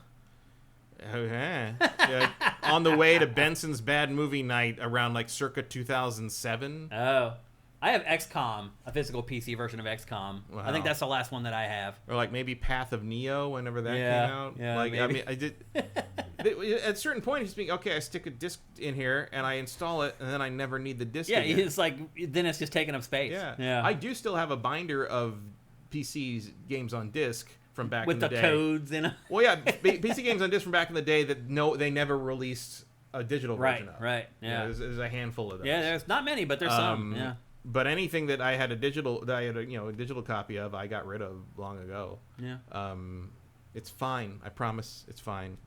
And if something happens to one of them, and it doesn't work on modern Windows or whatever, okay, you have 1,000 other games to play. Like, someone will figure it out one day. Okay, we're coming up for our last couple of topics of the lightning round. Next up, Ubisoft announced yesterday that finally, The Prince of Persia, the Sands of Time remake, has entered full production. Matt, it was announced in 2020. Almost 5 years ago the game was announced. And it just now went into full production, meaning Ubisoft has been leading us along for 5 years. It's kind of fitting that this game keeps rebooting itself. Exactly, based upon what the game actually is. People probably forgot they actually put out a trailer for the remake. And then didn't show anything for 5 years. I'm curious what this will be, because one of the things I kept thinking about, especially having gone back and played it, like around that time, because this game didn't age very well. No, there's not a lot to it, and I feel like it's just a rewind mechanic. Which is kind of by rote now. Yeah, I mean the Gex games have that. Yeah. So I'm curious if what they've done to this, or what they may have done to this, to kind of bring it into the modern era and make it a little more interesting. Yeah. Because like, otherwise, I'm not sure. Like, it's an interesting like little relic of like when this time mechanic and sort of started, and kind of the, I mean, I don't know for sure. You'd have to ask the Rocksteady guys, but I would imagine that the Arkham games were somewhat inspired by the combat in this. Probably. Like, this was a bit of a revelation in terms of combat design. Yep. Yeah, but it all feels very primitive now. Yeah, it does. Yeah. But anyway, it's finally in full production, which means we'll get it in like 2 years probably. Maybe. Because it's a remaster, remake. Like, they don't have to build everything from scratch again. So they should be able to get it done in about 2 years. We'll see. But thank God at least it's in full production. I didn't know. It felt like it was going to be canceled. For now. It could be still canceled still. We'll see. Because to your point, Matt, do people care about it now? I don't know. It feels like it's just become a thing because Ubisoft announced it. Yeah, but otherwise, I don't know. I don't know. I don't know if I need to play that. Yeah. I don't know. Probably not. Depends what they price it at. Yeah. I mean, I hope $30-40. Yeah, even that's It's not very long either. No, it's not. Yep. All right. Our final topic for the lightning round for episode 438. This week, Nintendo announced a new Switch 2 game, and it is something that nobody knows what it is. It's called Splatoon Raiders. And nobody knows still what this game is. Like, in the trailer here, they show, like, multiplayer maps and people playing multiplayer, but, like, everything that they've actually messaged for this game makes it seem like it's a single-player spin-off. But then in this trailer, they show people playing multiplayer later. I have no idea what this is. But again, it's called Splatoon Raiders. I'm a huge Splatoon fan. I love Splatoon. And they are upgrading, but they also announced they're upgrading Splatoon 3 for Switch 2, which is good. But they also announced this thing, and I have no clue what it is, and nobody seems to. Other than a Splatoon spinoff. That's it. They gave like a very cagey statement about kind of the plot. Vincent says there is no multiplayer in this. So why are you playing a multiplayer map? The other half of this trailer is a Splatoon 3 update. Right. That's why there's multiplayer footage. I thought at the end of this they were showing it, though. Maybe not. I thought they did show multiplayer in the Splatoon Raiders. And obviously I'm aware of that because because I vaguely looked at this trailer. I don't remember any multiplayer. And obviously I was aware that the second half of the trailer was Splatoon 3 because it ends right here. And that's when the Splatoon 3 stuff comes in. So, yeah, I don't know. I guess see any multiplayer. I think it looks like a single-player adventure game. Which is awesome. Which is interesting. Yeah, because the single-player stuff in the Splatoon games... Yeah. I mean, I didn't play it, but... Yeah, they're not good. They're just like basic... Even the really diehard Splatoon people were like, eh. So I didn't really mess with it. It's been the weakest part of Splatoon from Game 1, and they haven't really improved it all that much since. They did that other weird, like, little cooperative spin-off thing mode in 3, but they haven't really focused on single player hardly at all. I'm all about playing an awesome Splatoon single player, so I hope that that's what it is. And with that, the lightning round is over, which means there's just one thing left to do.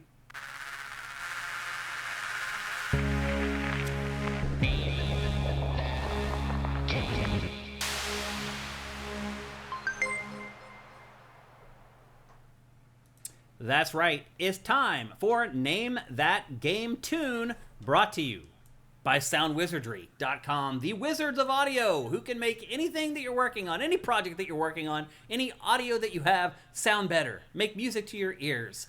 Soundwizardry.com can work on everything. They work on games, they work on film, they work on TV, they can work on your short, they can work on Matt's short film, they can do Foley work, they can do everything. They can fix your podcast, they can fix an episode of Pactor Factor like he has done for me many, many times. They can do anything at Soundwizardry.com, and not only are they skilled, they are great people to work with. Literally, some of them is down-to-earth people. You would never know that they have worked on some of the biggest games in the industry and are working on some of the biggest games in the industry right now. If you're developing a game, it is a no-brainer. Go to soundwizardry.com. Even if you just are interested a little bit in game development, head to their website, man. There is some really cool, like, in-development stuff there that kind of shows you what it's like to work in the industry if you're working on audio.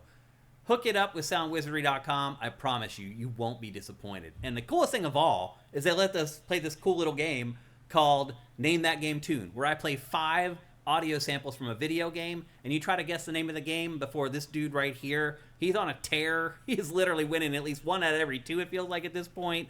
So come on, guys, you got to knock him out. I'm not giving any hints about this week's episode at all. We are just gonna play. No hints this time. I totally blew the game last week trying to give some hints and kind of guide you guys. I'm just going to let it all happen, and we're just going to play the game. Matt, are you ready to play? Yeah. Couple things before we get going, though. If you've won this calendar year, please do not play. You win it. You only get to play once or win once per calendar year. Also, if you don't play PC games, please don't play because you win a PC game code if you win the game. And then finally, the chat goes into slow-mo, which means you can only enter one chat every 60 seconds. Do not spam random game titles hoping you get it right. You won't. You'll get it wrong, and you will lose. And with that, I think we're ready. All right. The headphones good for you, Matt? Yeah. Oh, wait. What happened here? Everything's grayed out. Oh, no. Oh, I see. Just give me 1 second. I have to fix something. I thought the whole game was ruined for a second, but it was not. Okay, here's the files. Okay.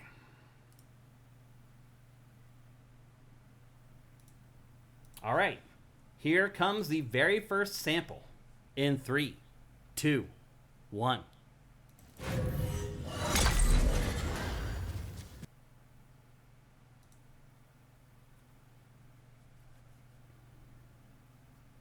Any guesses? I'll play that one again because it's short.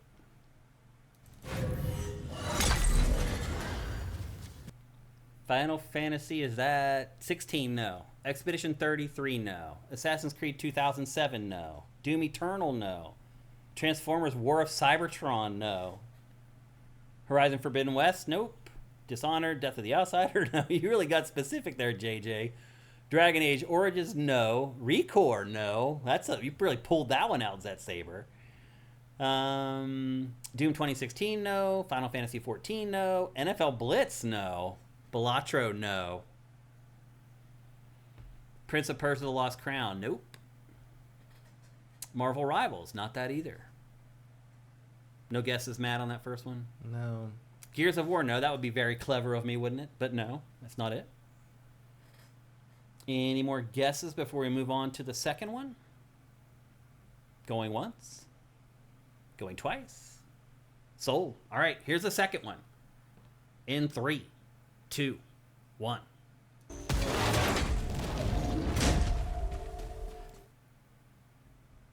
Stellar Blade? Not Stellar Blade. I'll play it one more time. That's also a short one. Warhammer 40K, no. Kingdoms of Amalur Reckoning, no. Diablo 4, no. Rail Break, I'm not sure what that is. Mass Effect 3, no. Death Stranding, no. Diablo 4, no. Kenna Bridge of Spirits, no. Pulled that one out. Mass Effect 2, no. Singularity, no. Doom, the latest game, no. The Dark Ages is the newest one. Any other guesses before we go to the third one? Going once. Oh, Infamous, no. Valorant, no. Or Valorant. I still don't know how to say that properly. No, it's not Valorant. Ratchet & Clank PS5, no. But I'll tell you what, that was almost the game today. That was the one that I was waffling between that and the game that I chose. Resident Evil 3, no. Apex Legends, no. Returnal. Yes. Yes, it's freaking Returnal. How'd you just get that now? Because you were choosing between two early PS5 exclusives.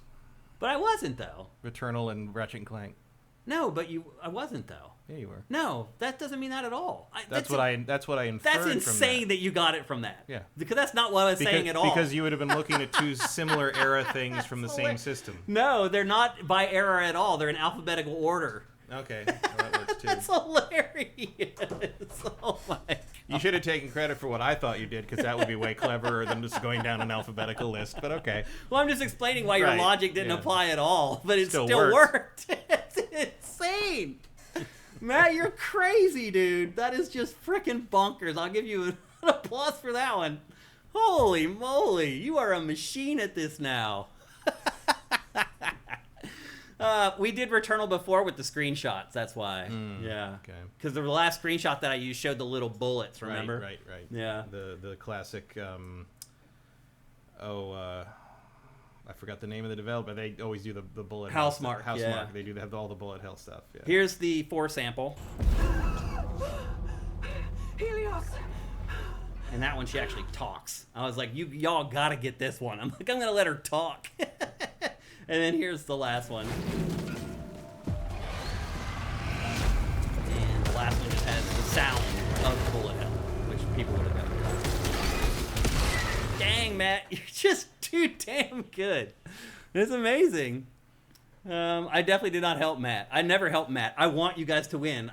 Sorry, Matt. I do not want you to win. I want the other people to win, but it just I'm doesn't. okay with that. I'm not actually really trying to win, but You're not. When I think of something, I'm going to Yeah, say I don't it. look. I don't want you to not say it if you know it or whatever. Yeah. Like the game needs To to be fair, I didn't know it. Right, you didn't. I was just trying to outsmart you. Yeah, I mean the game needs to be legit. So at the end of it all, You need to just not say anything. Yeah. Yeah, Because you're right. If you hadn't mentioned Ratchet and Clank, I would not have guessed Returnal. No, you're right, actually. Yeah, even though your logic for getting there Yeah. was completely wrong, it still worked. It's so bizarre. So anyway. I mean, that's a crazy coincidence. Yeah. But, like, I mean, the other thing, I though- still wouldn't have guessed Returnal if you hadn't mentioned Ratchet and Clank. Right. Well, the other part about it is they're hearing me say the same things. Right. So they could Yeah. also solve it based upon the stuff that I'm saying to you. True. So no one even guessed Returnal at all. You're the only one. Yeah, my sister is correct. Anything can be a hint for me. Yeah. Even if it's like not really related. Major Skittles and stuff. That was correct. Both are early PS5 games. Like, yeah, it's just not relevant. Yeah, to why it was actually why chosen. it was chosen. Yeah. Yeah. All right. Well, that's gonna It's like do when it. I play those escape room things, and I'm like, this could be that, and that adds up, and this many birds have this many wings, and Yeah. so the feathers on the flight part of the wing equals, and the real answer is like, these many birds are red. The answer is 3. Yeah. You're just like overthinking it to the point that it's like that. It's I always do that. Yep. Well, that's going to do it for GameFace episode 438. Thanks to everybody in our chat. We are back on our normal every Tuesday at 1 p.m. Pacific, 4 p.m. Eastern schedule, and we should be on that schedule throughout the summer here for at least a good little run. So if you missed us for the last couple of weeks because we were doing it on off days, we should be back in the groove now. Thanks to our chat. As always, you guys are awesome. You guys always make the show better. If you like our show, please consider heading over to patreon.com/sifted. That's spelled SIFTD. For just $4 a month for now, for another couple weeks. You can get all our content early. Starting July 1st, that goes up to $5. Just another reminder of that. But anyway, for just $4 and then $5 in July, you get all our content early. The show 4 days early, Factor a week early, all other content at least 3 days early. It's definitely worth it. We appreciate everybody no matter how you help us. And if you don't have money, if you have Amazon Prime, help us out with Twitch Prime. Actually, after our numbers went up for 2 months in a row, I got the payout yesterday, and it went down big time again. So it's like I can get you guys to do it for a couple months, and then you stop. So please keep doing it. Again, we need that money to keep going and to survive. If you don't know what I'm talking about, and you're watching on YouTube, go down below. Everybody on Sifted knows about it already. Everyone on our Patreon knows about it already. This is for our YouTube crew, who, let's be honest, you're getting our show for free. So it'd be awesome if you could help us out with Twitch Prime. If you don't know what I'm talking about, just go down below. There's instructions, step by step. It takes 5 minutes, maybe, to hook up your account the first time. And then after that, every month, it's like 2 freaking clicks. To give us $2.50, that would be awesome. And if you don't have Amazon Prime, you can still help us in a bunch of other ways. Just like the show, comment on the show, share the show, tell other people that you like the show. All that stuff matters. It all makes a difference. We all appreciate it very, very much here at Sifted. We'll be back next Tuesday, again, at 1 p.m. Pacific, 4 p.m. Eastern. We should be on a regular schedule here for the foreseeable future, and we'll be reviewing Death Stranding 2 and a couple other big things in next week's show. Can't wait to see you then. Everyone, have a great week filled with great games. GameFace is up and out.